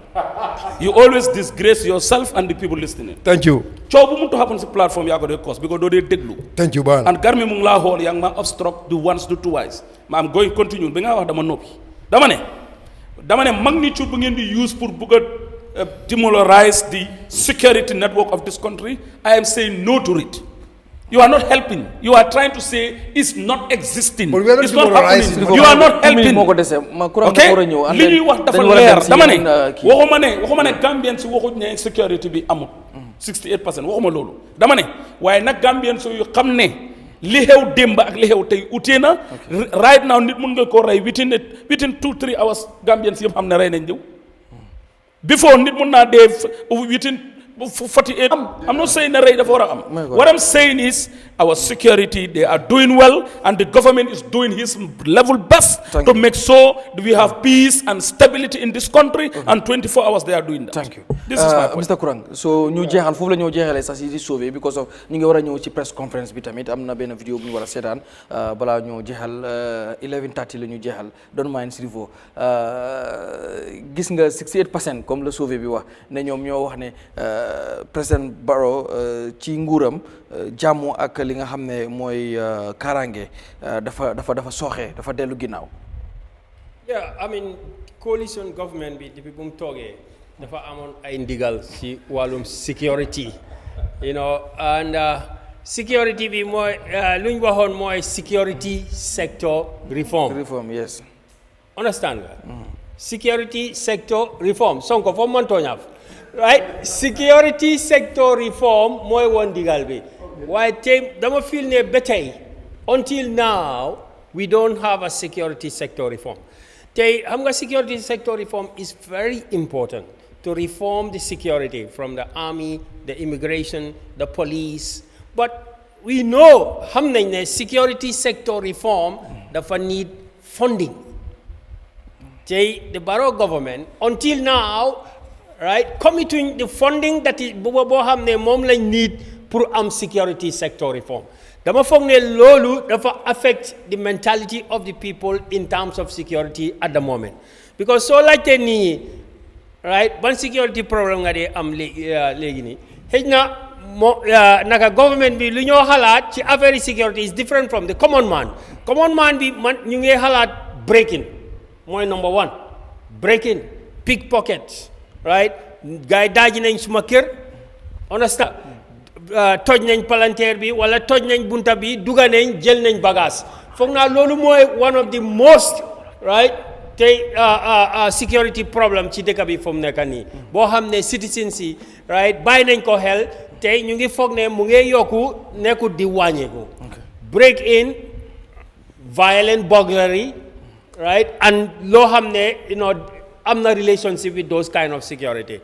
Te loolu nag solution bi, you know, is to invest more in the security. Government dafa war a invest in security be war a indi security sector reform ci, you know, crime rate ak naka nit ñi nekk di dugga si dëkk bi. Yeah, agree now with SHERIFO ne amuñ système boo xam ne Gambia ak num tuuti nii ñu mun a monitor duga because you know boo xam ne am na connection xam ne nekkuñ waa si bitim la jógee si biti lañ jógee ñëw nañ dal nañ si kaw nit ñi ko gën a am ID card.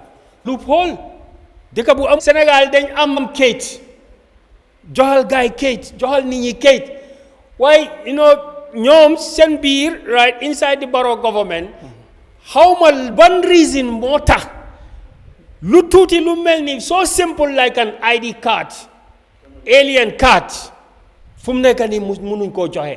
Comme soo police su fekkee ne wala mu arrêté nit rek balaa ngaa xam sax na kii Gambian la ba du Gambian jël na time waruta jël time soo xamee nag tam kii comme nu moo waxee wala yow du Gambian balaa ngaa establish ne na legal alien la ndax alien boo xam ne register wut boobu tam jël na beneen time gars yi amuñ database amuñ electronic system dan dis dëkk bi dafa tuuti ba nga xam ne boo jaayee 5 pajero sax nga jox ma ko mun naa laa ronal projet boo xam ne I can register 2.5 million people in 30 days. I can do it ñëpp ñoo xam so many people ci immigration bi maa leen jàngal computer in Jolof. I know what I'm talking about nekkul yëfi computer te I'm talking about systems. So dafa mel ni moom government am dañ resist to systematize xëy na naka passport maa ngi gis man sax am collect naa passport 2 weeks ago ay yooyu waaye passport is so complicated soo demee foofu noonu naka ECOWAS Avenue mun ngaa am passport with the process. How can you get a passport and you can't get an ID card? Loolu musuma koo dégga. I never heard about that in this world. Yeah. How can you get a passport? Munuloo am alien card boo xam ne dangaa dem Kairaba Avenue sax ñu printal la loo xam ne moo ko gën a sophisticated. No, I think the Barrow government is so, I don't know, it's so cheap.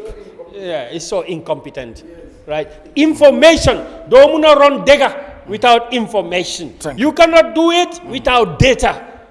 You cannot prevent crime without data. Crime is data. Crime data lañ ngay use pour prevent crime. Nekkul ne nga dem fale boy mount checkpoint everywhere with AK-47 loolu mooy security. No way. Security is data. Okay. even about the citizen da ngaa gis ne nit ki toj na fii tey right mu dem si benn dem na police gars yi bail nañ ko release nañ ko wala bi lack of evidence release nañ ko mu feeñ feneen mu dem toj foofu tam ñooñu xamuñ sax kii toj na 2 3 4 places balaa moo ñëw fii data simple data is not available. Thank you.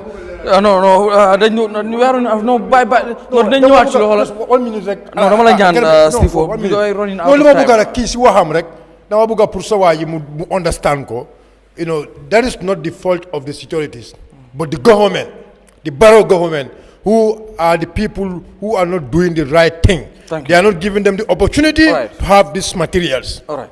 Mingo dinañ ñëwaat sax ci mbiru security dinañ ci def special edition boo xam ne dinañ fexe ñu am immigration bu ñu mënee am director general wala seen PRO bi ñu am ko fii ñu gën see mën a yaatal because of mbiru security moom nekkul lu ñu mën a waxtaan boot sauvé bi moo ko laal mu nekk point boo xam ne bëggoon naa ñu ñëw ci Mingo mbokk yi ni ngi bàyyi xel Eyeafrica TV suñu réew àllarba bu jot juróom-ñeenti waxtu jàpp fukki waxtu ak benn di leen gërëm bu baax su ko defee ñu jàll ci beneen point boo xam ne bëgg nañ ko waxtaanee ni ki ñu leen ko junjee ci ndorteel gi nee naa leen ministre of justice muy jëwriñ ji ñu dénk wala yoon ak yoonal Daouda Diallo tey jilee mi ngi doon janook taskatu xibaar yi waaye ci li nga xam ne nag ñu ngi ci doon wax ne amul woon benn consultation ak yu ci mel moom àdduna ci nee na daa was consultation maanaam waxtaan nañ am na first phase second phase dem nañ Nigeria ak yeneen mbir yoo xam ne amale nañ ko ci biir réew mi file yoo xam ne political party sax am biñ demee Nigeria am na ci ay ponk yoo xam ne nangu nañ ko woon 21 points out of 24 yoo xam ne d'accord nañ ci waaye am na ci bu ñuy ñëw tamit boo xam ne leeral na ko ci kàllaamay coach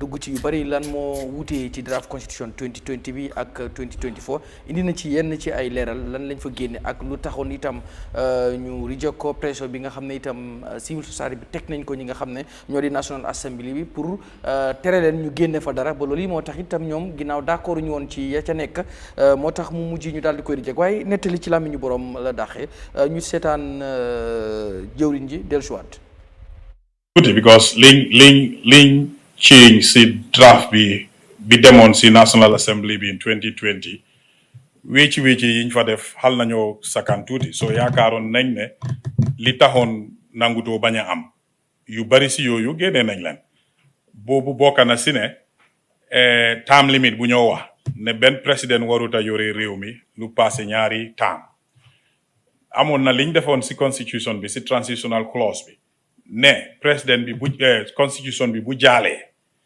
si jamono kim fekka yaa ngi toog su jaalee sa mandat boobu la compte bi di opportunity rek pour nga contest one more time boobu xëccu because ñi waxoon nañ ne ki toog mandat yam bi amee wut ko si constitution bu ees bi beneen constitution a ko jox mandat kon constitution bu ees buy ñëw waruta wax dara si mandat bi nga xam ne ki toog am na ko ba pare xëccoo boobu bari woon na boobu génnee nañ ko si amoon na xëccoo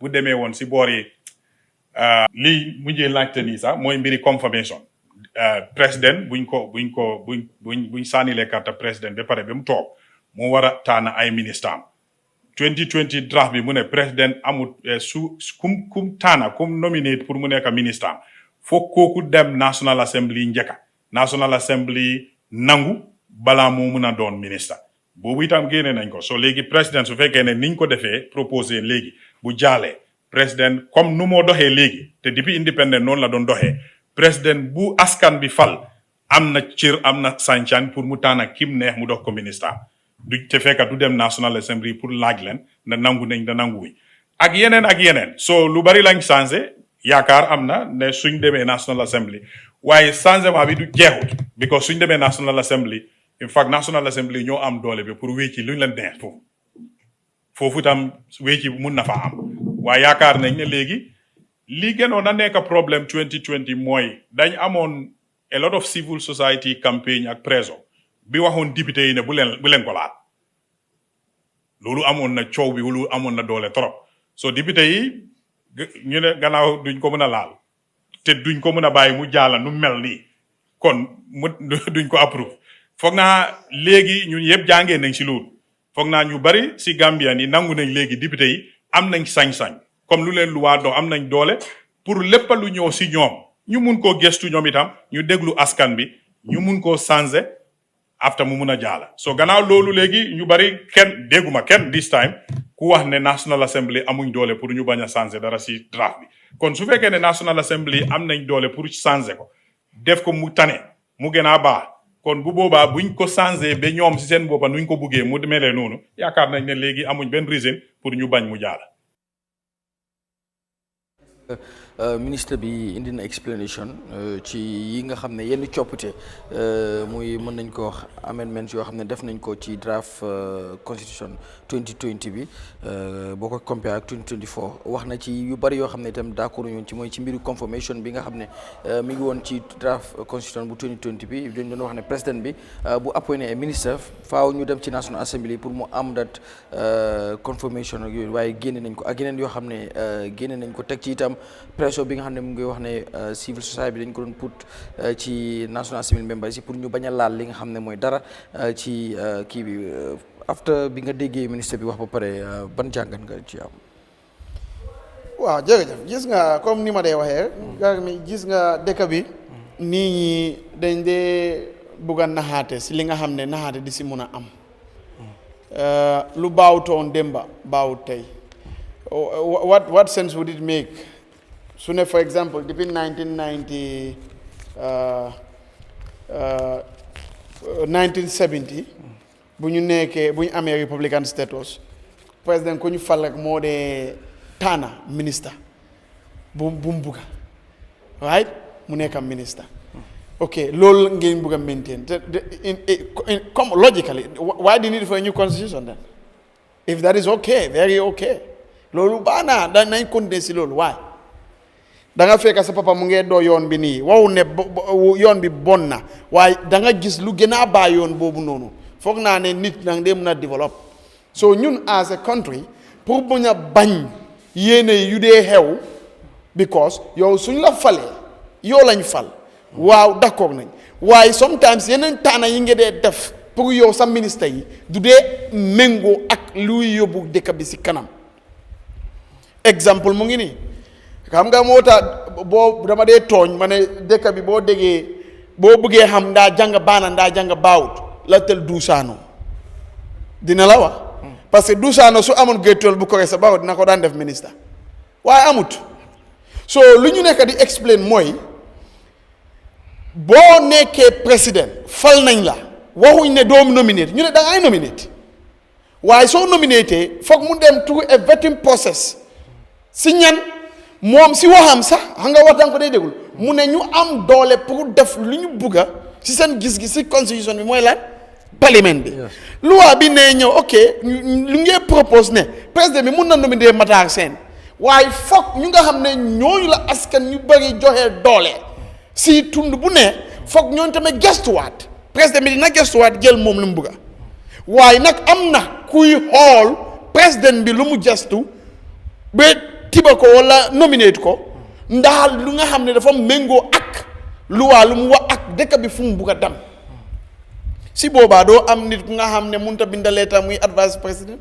si lan lam koy advice si boobaa doo am ministre bu nga xam ne mooy loolu si boobaa doo am nit ku nga xam ne comme su ma boole lu mu waaye dañ ko convict place nguur nekkul ne ku ne moo ko mun a amee déedéet foog système nekk fa qualification nekk fa criteria nekk fa nit ñi mun a xool the best of the best of the best ñu mun a amee place yi dëkk bi parce que lu dee xew mooy lii su fa amut président bi mun na toog moom ak Duusaano ñoo xaritoon ñoo daan def tati by tati ñoo daan def seen commission yi ñoo daan def seen jëto yi toog Sénégal bi toon table mu nekk président rek assi ko keneen tamit moo daan dimbale président bi si dem si leneen mu assi ko as ministre so da ngay gis ne pour am système mu nga xam ne boobu lañ bugga si draft 2020 mooy président bi am nga doole nominatal waaye nag foog ñeneen yi gestu ko xool ndaa yow da nga ko def in good faith ndaa yow da nga ko def because of affaire yi xaritoo ndaa yow da nga ko def because of leneen dafa am solo torop moo tax moom si boppam mu ngay wax ne National Assembly am nañ doole pour change di seen National Assembly lañ wax waxuñ ne dafay dem si opposition party pour ñu cekkal ko ñu ne National Assembly pour ñu xoolaat ko loolu baax na pour suñu wat national security parce que mi dof bal draft 2020 jéene nañ ko te for the purpose of public record. Consultation. No, it's not true. There is not consultation. You see, when we talk about constitutional building, the consultation that we do cannot be limited to CSOs, government deals, foundations, and so on. No. You need to have what you call consensus. You need to have what you call legitimacy. But mun nga yow sax mun ngaa defar loi fii Lamine mun na defar loi Africa waaye am na yeneen loi yi nga xam ne su ko bëggee defar fekk waxut ak staff yi loi boobu du dox parce que yéenaay doxal loi bi so Gambia nii lu ñu nekk di explain mooy 2020 draft consultation bu mu am jaar-jaar bu mu am ba asi ko ñu jéene ko si parlement bi jaar-jaar boobu noonu baro bu mu ceeñee jaar-jaar boobu noonu amut so jaar-jaar boobu bu mu ñàkkee luy xew mooy even constitution bi su demee ñëw nit ñi duñ ko respecté te constitution foog nit ñi respect ko te nekkul ngaanaay mooy te nit ñi respect constitution déedéet dafay fekka li ñu bugga dafa dafa nekk si constitution bi lu mu am dafa méngoo ak seen gis-gis ak fu ñu bugg a dëkk bi dem so loolu mooy consultation waaye doo oo CSOs rek for example for this particular draft of Barrow nga ne waaw def nañ consultation we want to see that comprehensive consultation bu nga xam ne ñëpp dañ siy gis seen bopp loolu is what we need moom sax si boppam du dee consult permanent secretary yam rek permanent secretary dafa am député dafa am ñeneen ñi nga xam ne daf day consult balaa muy def yeneen yi police yi for example pour ñu leer su ñu defee seen investigation and everything dañ dee seek legal advice si office am te police yi am nañ lawyer ñu nga xam ne ñoo nekk seen prosecution unit ñu jàng comme moom waaye lu tax ñu ngi koy yóoni si justice ministry pour ñu am legal opinion pour gën koy gestu so the same process lañ nekk di wax ne sooy taana ministre yow mun ngaay nominate waaye war na dem si parlement bi ñu gën koy gestuwaat ñu xam kan lañ nekk di jox suñu xaar ñu am a new constitution député yi seen doole everybody knows the powers of parliament seen doole it's not that ñun war ñoo wax seen liggéey parliament na doo ko on doon mañana kaa fooye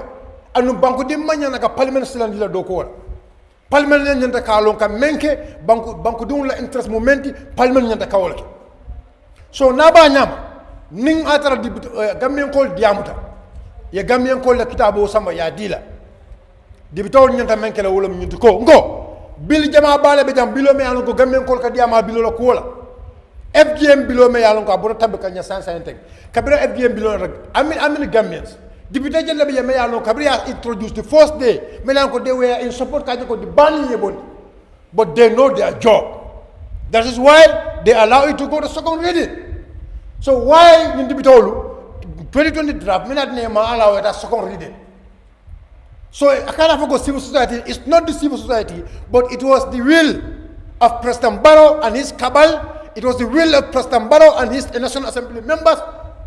Gambian Coal Council ka fight. I remember my grandfather Majonko. Akon benyim failale. I thought back on Duma. Wala atina the 2020 draft man jeno. We cannot see it. How can we see it when already my grandfather Majonko kaya fight baduma and there is no divers. We don't have a divers. We don't have divers to go and look for it.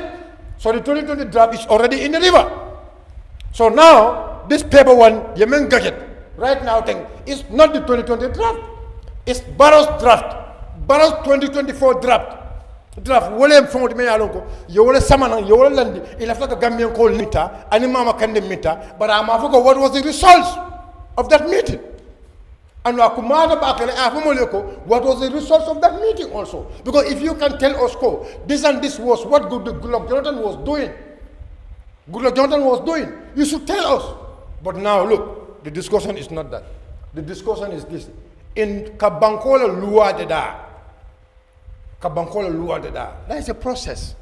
And the process must be followed. Nobody can dive that process. We know the power of the cabinet. And we know what cabinet can do. And we are not denying the cabinet to do what they should do. The cabinet can bring amendments to the parliament. Can they do that? Look, What was Barrow's promise to the Gambian people? Ako, ndakarantale from Sadawla Karaba Jawara. Nkarantale from Yahya Jammeh. Anumba make sure ko nyum banko kajam mote nyum banko rule for more than 10 years. Part of his promise was this: I am going to rule this country for only 3 years. That was his promise. Now, if we change the 3 years thing, Ako, because he want to fulfill some of his promises. You went 5 years. 5 years now, sir, you go 10 years. Now you are telling us that we should give you time. We should give you, way to the contest again, 2026. We the Gambian people, and I am telling you, like my man was said, let us do a survey today. Let us do a survey today. So Alaji, his point is very clear. I know what he wants. Alaji Assad now, let me tell you something. He doesn't care what kind of constitution Barrow will bring, what kind of changes they will do. He doesn't care about it. All what he cares is one thing. All what he cares is let's have 50%. Let's have 50%. 51. Let's have 50 plus 1. Yeah, no, 50 plus 1. That is all what he cares. Okay, because Alaji Nolu, you'll have Kafun Nolu, you'll have to Kajako, we give them relevant. And we are not going to give you people relevant. Okay, thank you. When we are to give you relevant, you will allow the constitution, the voice of the Gambian people to come. And then I want you to join us. Thank you. Hey, thank you, Srivo. Join the citizens. Srivo, thank you. What do you want? We want to Srivo. If there is going to be any changes, let it be done by the members of the parliament. Thank you. The members of the parliament, Srivo, they have the power, thank you they have so much. audacity, they have the moral to change whatever they want to change and come into concession. Because there is a committee, they can send it to the committee. Srivo, thank you. Sometime be the committee can do some amendment. But you are here blaming UDP. Thank you. Let's talk about the constitution, Alaji. You stop this 6 and 9. All right, thank you. Thank you. ñoom ñëpp déglu nañ la nag, please déglu leen. Wow, very good. Thank you so much. Matar. So listen, when I'm talking, listen. Yes, you have to listen. And even Matar, suy wax da nga koo déglu. Yeah, good. Yes. waa jeena Matar nan nga gisee ministre bi tey press conference bi seetaan nga li mu wax nan ngay jàngatee kàddu yi nga xam ne wax na ko ci mbiru constitution bi. waa jërëjëf Garmi dëgg ñu ngi gërëm His Excellency président Barrow ak nguuram di gërëm Daouda jam naa ko baat yu bari door naa ko yar yu bari waaye tey dama ko gërëm di dimbale tam ku mel ni SHERIFO ak BOJANG rek di wax BOJANG na ko nañ stop di nañ bàyyi li nga xam ne rek mooy di mention ay tur di leen vindicate o di wan nit ñi ne yow li nga amee wala li nga moom desaafuloo ko. Discrimination is bad. Government doxeewut ne jàngkat rek ku jàng anglais wala am PhD moo war a liggéey nguur loolu is not realistic. Du Sano moo tudda is a political advisor and du su fekkoon ne dañ ko doon certificate PhD la am in politics. PhD la am in politics suñ ko doon certificate because achieve na ko he has been in that field for more than 20 years. Now dama la sample rek he is very good of what he is doing. Jàng nag dafa utee ñii anglais lañ jàng ñii jàng français ñii jàng tubaab li naka arabe ñii jàng métier kon nguur combination la all everybody la moo undi leneen li mooy dama blame tamit government si introduction bi mu def to the gazetted draft constitution that they take to the National Assembly without doing this first mooy waxtaan ak Gambian si in a press conference wala ñu génn explainal nit ñi about the changes bu ñu def balaa mu doon dem parce que misconception bu si am ak misinformation bu si am ñuy wane seen bopp ne dañ def jàngkat lañ dañ wane ne ñoom dañ jàng ay politiciens lañ xam nañ ñoo nekk di mislead seen bopp di mislead Gambians te loolu bu fekkoon na Daouda dafa njëkkee woon press conference bii waxtaan ak Gambians yi wax explainal leen liñ def ak naka lu tax ñu def ko foog naa dina doon wàññi misconception bi waaye ba tey dañoo proceed rek dégg naa SHERIFO mu ngi laajte mu ne li xappun li Daouda wax consultation amut mu ne understand lan mooy consultation foog naa ne nag war naa ba xàmmee danaa ko riit si anglais ma wax ko si olof pour moom mu understand lan mooy consultation. Meeting with an expert or professional such as for example nga jël example like the doctors, the lawyers, important people that can add value of what you are discussing. Any of those people that can add value, you are doing consultation with them. Anybody that can add value. The action or process of a formality consulting or discussing, they improve standard in consulting with, for example, a consumer PDAP moy consultation. Why loolu dafa happen si no may leen ma rek li ngeen doon wax dama doon dégg dafa happen si CRC commission bi CRC biñ establish dañ ko establish ñu wër Gambie yépp on the 2020 draft constitution du loolu lañ def waaye bu CRC indi li CRC indi ñu yóbbu ko si National Assembly man mii toog fii bu ma nekkoon si National Assembly dama doon reject that bill because mënuloo in benn law kese rek nga bëgg a victimize a sitting president te loi bi di la wax constitution bu bees kese mun naa tax ma reject ko because it's not fair waxuma la nga ne nañ dem si li nga xam ne rek mooy naka la tudd yeneen clauses yoo xam ne mu ngi si biir one of them di judiciary bill bi ñoom SHERIFO SONKO bi ñu waxoon ne ñoom bu duggee si National Assembly bi the entire process waruñ koo change bi ñu indee that bill they reject the bill yow nga waxoon ne constitution bi bu ñu fa laal dara ñu indi bill of the judiciary bill nga ne waruñ koo indi judiciary bi warta am ABCD nga reject ko yow lan nga gëm then li process bi mooy man li ma nangu ne every stakeholder has a key in this thank you very much Dawda fi nga waxee ne National Assembly have the power to remove anything then li nga xam ne moom la cabinet bi def and the executive the National Assembly has the right to remove it come on please come on SHERIFO li tax ma ne da ngeen di nax askan bi te Gambians have to very very careful of the way these people are thinking dañoo play politics in it because seen godfather bi waxoon na ne even one comma suñ ko génnee si constitution bi is not going to pass moo tax ñoom am nañ meeting nangutoo d'accord ne the constitution has to be thrown out waaye amul benn reason to throw it out li ñoo explain ne executive bi loolu la def Daawda mu ne the National Assembly has the power to remove anything that they feel ne it should not go léegi su demee si National Assembly bi ñu gis ne ABCD loolu la cabinet bi def yépp dañ ko génne sànni now we are bringing the new draft constitution which is the 2020 and they proceed on the discussion there's nobody that ku am barke ba duñ dugga si clauses par clauses reason bi tax ñu war a dugga si clauses par clauses mooy what we are discussing is Gambia nekku ne yow li la neex loolu rek moo war a am ngay indi loi nga victimize koo xam ne dañ ko sentence 10 years ago léegi nga ne kuñ sentence ku sàcca dañ war a dog sa loxo bi yow démba nga sàcca ñu bàyyi la fa léegi kuñ sentence 10 years ago dañ ko war a indi léegi ñu dog loxoom bi that is what they are trying to say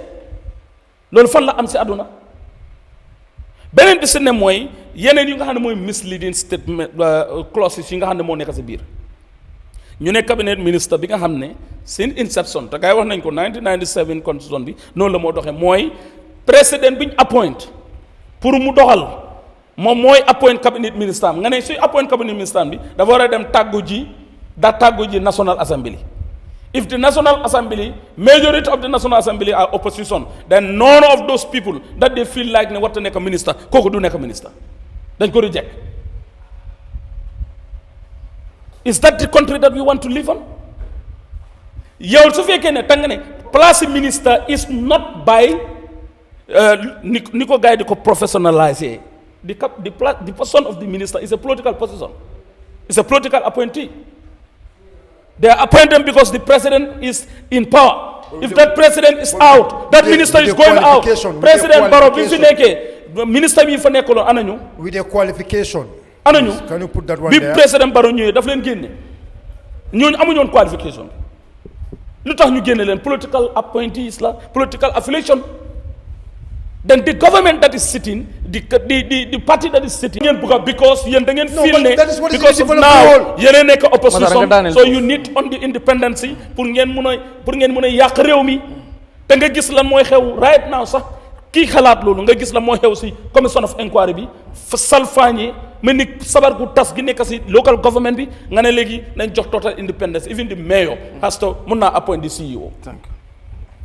ak yeneen clause nga xam ne comme di the right to marry waxoon naa ko fi that is section 54 of the 2024 bi ñoo wax the right to marry detailut ko an adult man have to marry an adult woman ñu faram-fàcce ko leeral loolu noonu su fekkee ne baaxut National Assembly feel ne baaxut ndax jar na coow bi su fekkee ñoom am nañ interest pour ñu am constitution bu ees opposition bi and all the people concerned fii kenn seen interest mooy we have a new constitution da ngeen feel ne 1997 baaxut léegi am ngeen right ñu yóbbu ko seen National Assembly bi léegi dem leen ngeen influence seen National Assembly members yi ñu dialogue ñu investigate about all the clauses li nga xam ne lañ foog ne moo baax ñu indi ko if they feel ne that's the right thing ñu jàllale ko ndax dina doon jar coow bi benn nit ñi di foog ne constitution bi yaaxu na wala dañ ko sànni right now da ko compromise su fekkee sauvé bi daf na 71%. And we need 75% of the National Assembly to say yes to this draft constitution. Pour mu mën a jàll to another level of ñu war a dem si referendum 70% of the population have to say yes pour loolu mu mën a jàll mu nekk constitution. Then as of now niñ ko gisee with all these politicians Daouda mu ne mention na ay tur ñu talk on dialogues about this constitution 24 out of 21 out of 24 was 21 out of 24 clauses. ñoom toog nañu waxtaanee issues waxtaanee nañ ko te ñoom ñëpp nangatoo nañ ne 21 bi yëpp mun naa dugga. Those are the same people that is saying ne non waxtaanee wuñ ko woon dem. Okay, thank you. Which kind of country are we living? Because da ngeen ko politicalize because of seen profit la because of what that's what you need. But through this constitution, through this constitution, this government that is sitting down, 1997 constitution more than because 1997 constitution amul time limit, amul 51%, so then through it this constitution, then the 1997 president Barrow 1997. Thank you, Mr. Kurang. Doyna. Ministre bi laal na affaire confirmation. Wow. Naka cabinet minister si soo leen appointé. dañ dee war a dem parliament ñu confirm leen. loolu gisuma si what is wrong with that. that loolu daf dee mun a indi more accountability. waaye xam nañ ne in this situation fu mu nekk nii it's a power struggle. Power struggle la. Suso wax na lu bari Sonko wax na lu bari waaye su ma ko doon laaj yow bi nga change age limit bi ndax da nga def consultation. Waxaara ba mu pare. No, but you will answer that question later. Sherifo, we are running out of time. Te am na lu ma bëgg ñu jeexal ngir yàlla. We are running out of time. No, after I will give you to answer. Bañ a déglu is a sign of defeat. Yeah. Déglu naa fii na déglu. Yeah, at least yes. Right? Yeah. Understand nga? So, you know where I'm coming. President set nañ ko fii. Understand nga? Bi nga change age limit bi there was no consultation. Complain nga fii ne Barrow stay na 10 years, no possible to stay again. Whose fault is that? Man bokk naa ci ñoo xam ne ñu ne Barrow dafa war a wàcca after 3 years. But for party interest, you went on and said, no, the law is 5 years, let him stay for 5 years. You have to give respect to ko xam ne am na choice pour nekk minister mu choose pour nekk député nga xam ne kooku nekkul di xicco xaalis te loolu la PDOIS def. They have more interest in the transformation agenda. They went to the parliament instead foog nañ ne dinañ mun a affect the destiny of the country rather than fight for resources. Why I'm mentioning that point? Because you keep on going and saying we're a big party. Understand nga? Soon interest and then the small parties have a different interest in the constitution from the big party. No. I'm telling you, at the beginning of the transition, there was a scramble for resources. ñoo xam ne am nañ interest to conquer the parliament, get all the ministerial positions, carry all the vehicles, go around and then campaign with the people's resources, using the area councils to carry around and scramble, carry around with the resources and campaign on it. Mom, he's getting salary every month on tax money, collect tax from the Brikama area council from the women, go back, use that tax to campaign, and then come back and say, I'm an opposition. So the conflicts, the hypocrisy or the contradiction, the dichotomy ci moom and in his party is too much. Te loolu du la muna indil a new constitution. What can bring you a new constitution? Mooy nga put the interest of the country before your interests. Duma muna support Barrow 100%, duma muna support any opposition 100%. I can only support the country. Anything boo xam ne is in the interest of the Gambia, moom la muna support. Moo tax ma ne la, what is important? Constitution moom wax na fi affaire constitutional building. Waaye xam naa dafa confuse between constitutional building and constitutional reform and constitutional adjustment. There are so many words out there. Why the continent they use one word, constitutional building, as if to say, right, when the constitution be bufele in parliament, su ñoo ñëwaat reintroduce ko in a different form, then you wanna go back on the CRC and spend another 100 million. Loolu mooy constitutional building. Does that make sense? No. Mom admit na fi ba pare ne it is the government that introduces the law. Ba pare am nañ entering clauses. Minister bi wax na ko fi. Ñoom parliament, the parliament they can go back to the parliament, right? Clause by clause, ñu seet ban clause moom lañ buga adjust. Lu say des, what is going to remain? Like Khalifa said many years ago, what is going to remain near yoya foka pare membe tulaje wala mu entrench clauses. The entrench clauses, that is what lolu moy dessi. Those entrench clauses will be few, maybe 50 plus 1 if it is an entrench clause, maybe term limit if it is an entrench clause. Lolu mo fa des. So that discussion bobu dina yomba ak Gambians yi way ñom ñoo bañon lolu. At that time that they were grabbing the resources to make 100 entourage, 100 car entourage, to show the Gambian people that we're a big party. It's not a big party, it's tax money that you were campaigning on. And we know. Why are the area councils still in such a mess?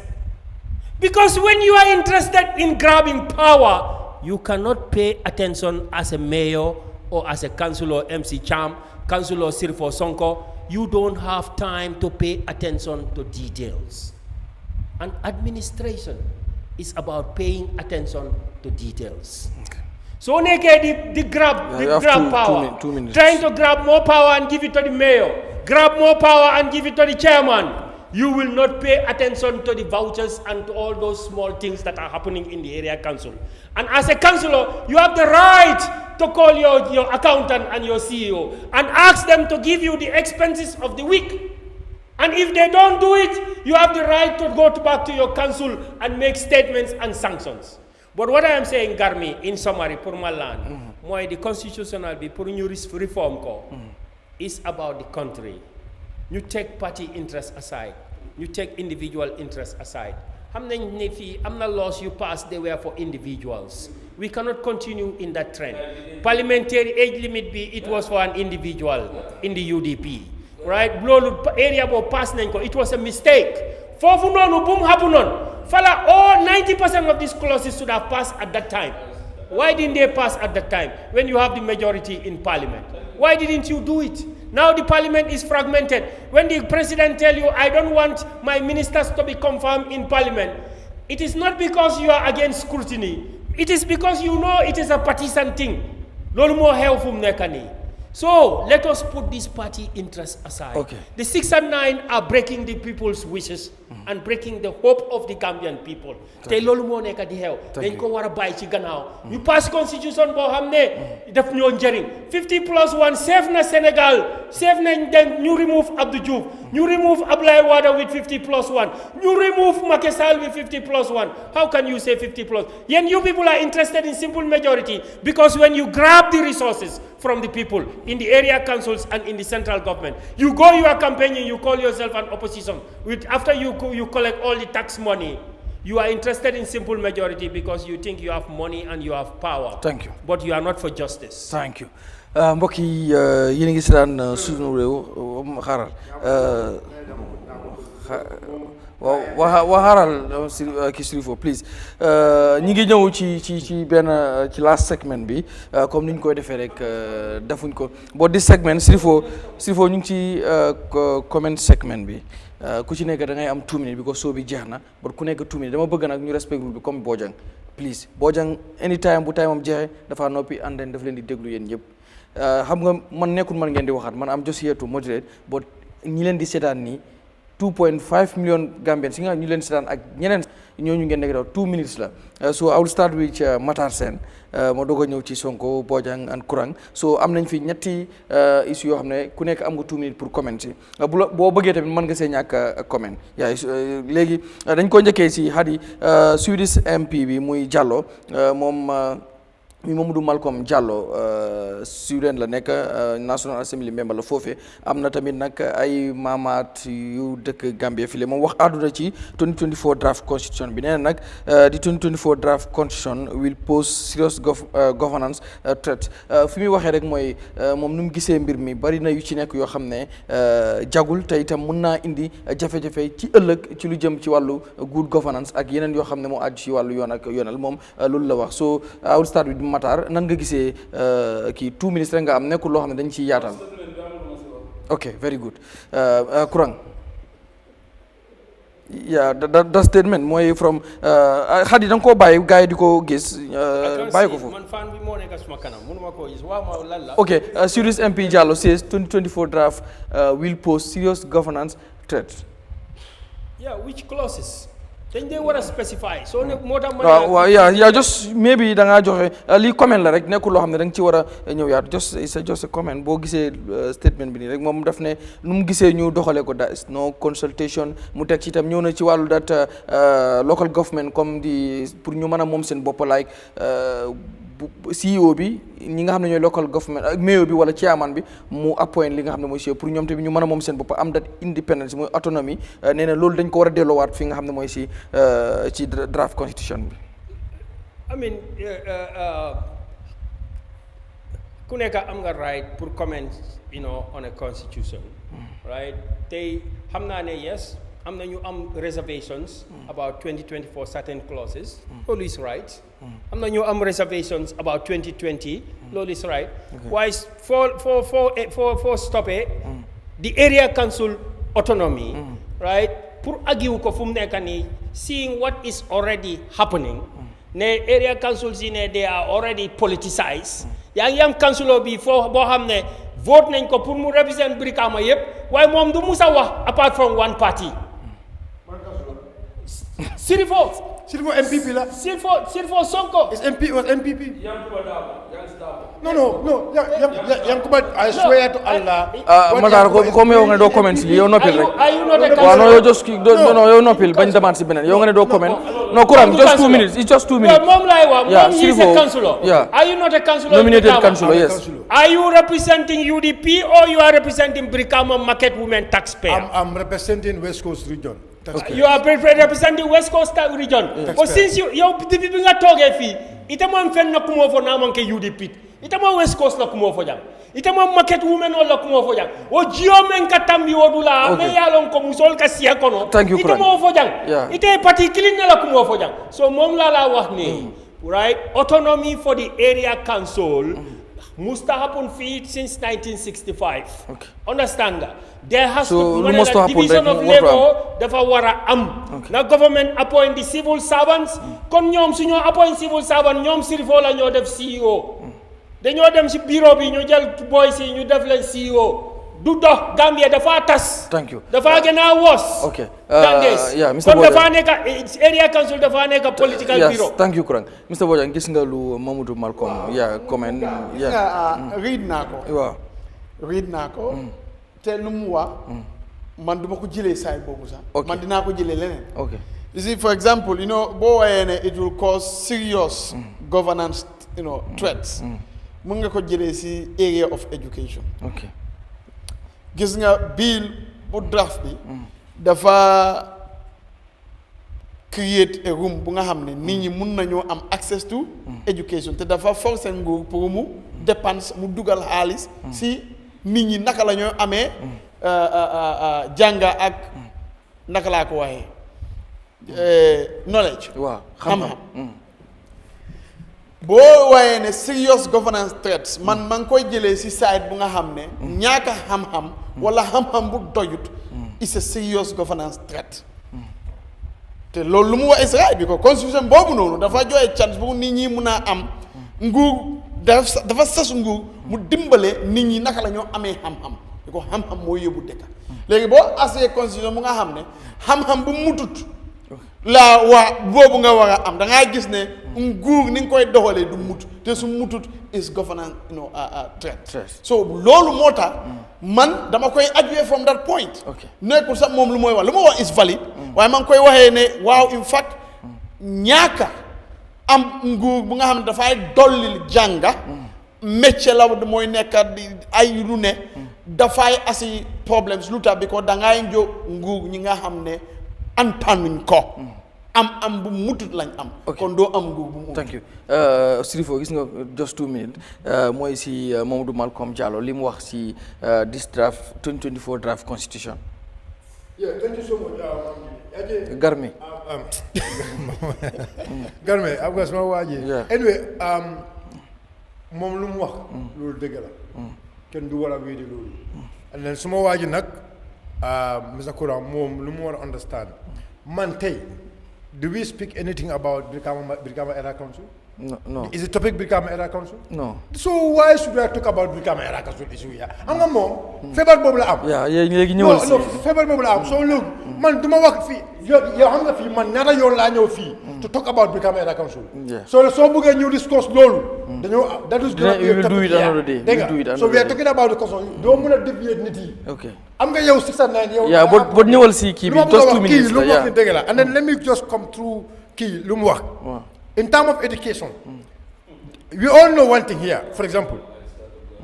For one thing, they want to understand, grade 9, drop out. I'm going to drop out, needs to drop out from school. What it normally costs. I'm not lulu. But not only about that, but good governance. Chapter 5. They removed the entire chapter 5. And he talks about that. Yes, they removed the entire, and that was about good governance. They remove it. Alaji is not talking to Gambian people about that. President doesn't want people to hold him accountable. You understand? I mean, chapter 1 is about moral and accountability and good governance. They remove everything. Alaji, and you want to go and read it. I don't have time to tell you. Okay, thank you, Sirifo. So Lila will understand. Yeah, no, that was 2 minutes. No, 2 minutes. We get them. So just 50 seconds. No, yeah. Key Lumuak again. Local government. So if you go to many developed countries, local governments they are up by themselves. So they may Nigeria, send governors. Governors are the ones who appoint their CEOs and others. You understand? No, but governors here is the chairman. Yeah, no, just 2 minutes. They don't have mayors. Okay. They don't have mayors. Those states, and we don't call state, we call regions. Thank you, Sirifo. Okay, thank you. Thank you, Mr. Kurang. Thank you, Kurang. Thank you, Sirifo. We are saying yes. We are not going to accept this constitution until and unless the 2020 draft, the Gambian constitution. All right, Sirifo. Thank you. Thank you so much. Okay. We are not voting. Bokk na ci ñu daan def njiiti réew ma woon Yahya Jammeh ci ñu daan def ñaawteef moom dinañ ko daal di atem dina taxaw ci fukki fan ak juróom benn ci weeru septembre muy bu jëm ni foofee ci USA def nii ma dem sital suma boppa bokk na si yoon thank you def nii ma dem sital suma boppa bokk na si yoon thank you Matar wala da nga bàyyi si pour nga dem si loi pour setal sa bopp is something that is normal in any democratic process nga dem setal sa bopp is not premier sax Jammeh joxaat ma ko Jammeh alleged hitman to stand trial on September 16 mun nga lu tax nga dugal si Jammeh bi ko ridi mi Jammeh la yaa xam nga newspaper yi nag nu ñuy doxalee no that's what I'm trying to say gis nga mun ngaa nekk si suma kër nga def loo xam ne man borom kër gi yëgul ko santul la ko waaw moo tax mu dem trial mun ngaa ne si réew ñaata nit ñooy dem si réew xam lu accountable am they are accused of crimes but Gambia government is not I mean, it's not ready. Gambia government doesn't have the will, because we know this is the second person, right, or the third person. No, we are not ready. Understand that? We are not ready. Because the issue be more. bàyyi ko mu wax bàyyi ko mu waaw wax. because issue bi mooy ne. bylaw Germans they took bylaw to court. Right. They took Ousmane Sonko to court in Swiss, right? And in America also they are taking this man to court. But here in Gambia there are elite people here, yet still none of them went to the court. Why? Because the government doesn't have the will. Lolo tax ngeen def seen manifestation you will prosecute all Jammeh enablers. So gis nga comme Lolo tax ngeen def seen manifestation. Jammeh's alleged hitman to stand trial on September 16 in USA. So yow no gisee lii. Well, I mean, it's so sad because after 8 years we are still talking about transitional issues. You know, comme lu ma daan wax gaay rek, right? In 3 years or now by the transition of baby fail la. Te loolu moo nekk di xew fu mu nekk nii li war nañ ko passé. Agree na with Sonko of course ne it's a pity. Then you get try people about what happened in Jammeh's regime in Swiss, in Germany, in America, and then in Gambia we are still talking about what to do. Lolu fogna a government cannot run away from its responsibility. If you don't want to try, say I don't want to try. If you want to try, try. If you try and you feel they are not guilty, say they are not guilty. But you are dragging your fate. The uncertainty in the country is not politically and security. Even this is one of the security problems at the moment. The failure of Barrow. I mean, but the process. Haramalan. The process is so slow. But on a final note, Garmi, Fogna is a learning point for every Gambian. Whatever a man does. Right, what you sow is what you reap. We don't know who is guilty and who is not guilty because we are not the law and the prosecutor. But we know that there will be consequences. The America ñu ko jox chance boo xam ne Jammeh joxut ko ñu bari. The right to have a lawyer, the right to be represented, the right to remain silent until you decide to do otherwise. All those things they are getting, right? Jammeh didn't give people the chance. So the lesson is that Gambia ñu bàyyi xel dara du mujjee. Tey dëgga mooy mujjee. Okay, thank you. Last one ñu jeexal Hadi Jassy nga baal ma next beneen Wednesday bu ñu teelee ñëw ñu teel a start tamit tey moom dañ leet trop te ñi leet moom xam nañ seen bopp waaye yow moom da nga ñëw mi goog so Hadi nga indil ma the last one mooy the Spanish Prime Minister and Barrow to sign MOU on secular migration today sign nañ ko ba pare bokk na si ñaari important thing yoo xam ne wax nañ ne sign nañ ko mooy Gambien si nañ mën di jógee fii di dem Spain di liggéey foofu noonu tamit ak ci wàllu sécurité tamit wax nañ ci so nan nga gisee xëy na MOU bi nga xam ne Gambia government and mën nga wax Spain sign nañ ko ci lu jëm ci wàllu migration ak tamit sécurité. Yes. Jotuma details si MOU bi. But it's a good move. Okay. And Yagana Dikowa Fogna SHERIFO, one of the times we discuss this. You have what you call labor shortage in Europe and other parts of the world. Nguur li ngay def mooy da ngay data kii wax na ko fii da ngay am data daf lay dimbale. Europe dañ dee toog jamono yi nga xam ne dañ solo liggéeykat te duñ ko am. Li ngay def mooy dangay as a government and as a foreign ministry dangay engage these people nga mun a xam yan façon qualification lañ dee soxla yeneen time si seen dëkka te mënuñoo am nit ñi ndaa yow sa nit ñi am nañ qualification boobu noonu suñu amut wax leen ne man dinaa leen fay seen school yi ñu jàng boobu noonu time bi su jotee gars yi dem liggéey ma garanti leen ñëw loolu bokk na si li nguur li mooy doxee boobu su amee xam nga ne labor shortage bu nekk Europe it's more than the Gambian workforce. Gambia ak lu ñu mën a fay yëpp nguur yëpp labor shortage bu am UK and Germany only it's more than the entire Gambia job opportunity. xam nga loolu noonu so nguur bu am foresight loolu lam dee def. so su ne commencé na di gis loolu noonu mu ngi def loolu noonu ñu ngi koy tàccul te ñu ngi ñaan yàlla mu dimbale ko. mu demal Sonko. waaw loolu moom baax na trop yaa ngi ak commande baat. Barrow government dem yeta kañum foye. Niajibe, if you go to India, Pakistan, Philippines, or Bankolu,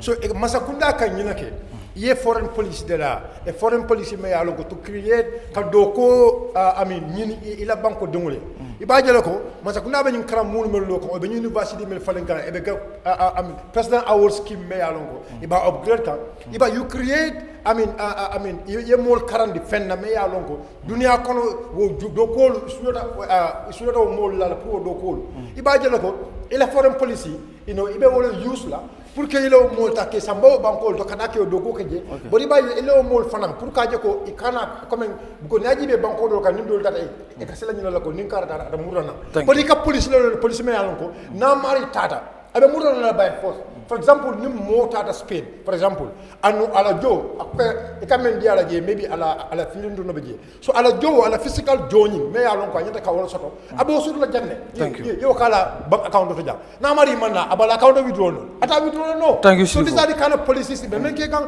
and we are saying that one galle jarama jaajëf Matar président Barrow gàcce ngalam gàcce jarama acca Matar gis nga yaa jërëjëf Garmi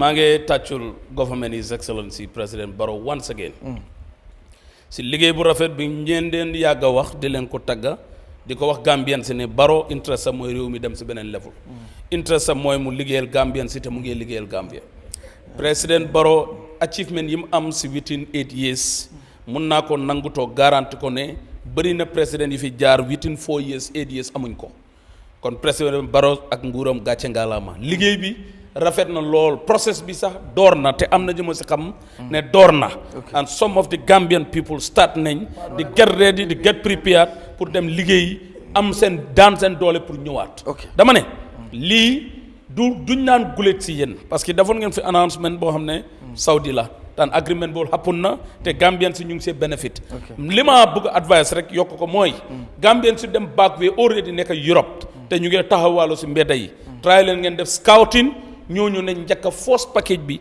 ñooñu ñu introduce leen already into those areas ñu startagum liggéey pour ñu door a prepare Gambian su demagul ñu waaj pour dem pour ñoom tam ñu liggéey loolu dina wàññi suñ boy si ak gaal si nga xam ne dañ foog ne baag wee rek mooy solution ñi nekk Europe toog te amuñ liggéey bari na ñeneen ñu ngi leen téye si kaso yi ñeneen ñu ngi leen téye si campi ñu ngi fi toog rek every day ñooy nekk si audio yi fi di support di yooxu yooyu ñooñu war nañ si génne ñoom tam ñu yóbbu leen ñu start liggéey loolu mooy li am solo once again congratulations His Excellency the President and your government gis nga the Spanish Prime Minister Barrow sign MOU pour lu jëm ci wàllu migration and security te migration mooy di jëlee ñenn ñoo xam ne ñu ngi ci réew mi fii yóbbu leen foofu ñu mën a fa liggéey mën a dellusiwaat tamit ci biir réew mi.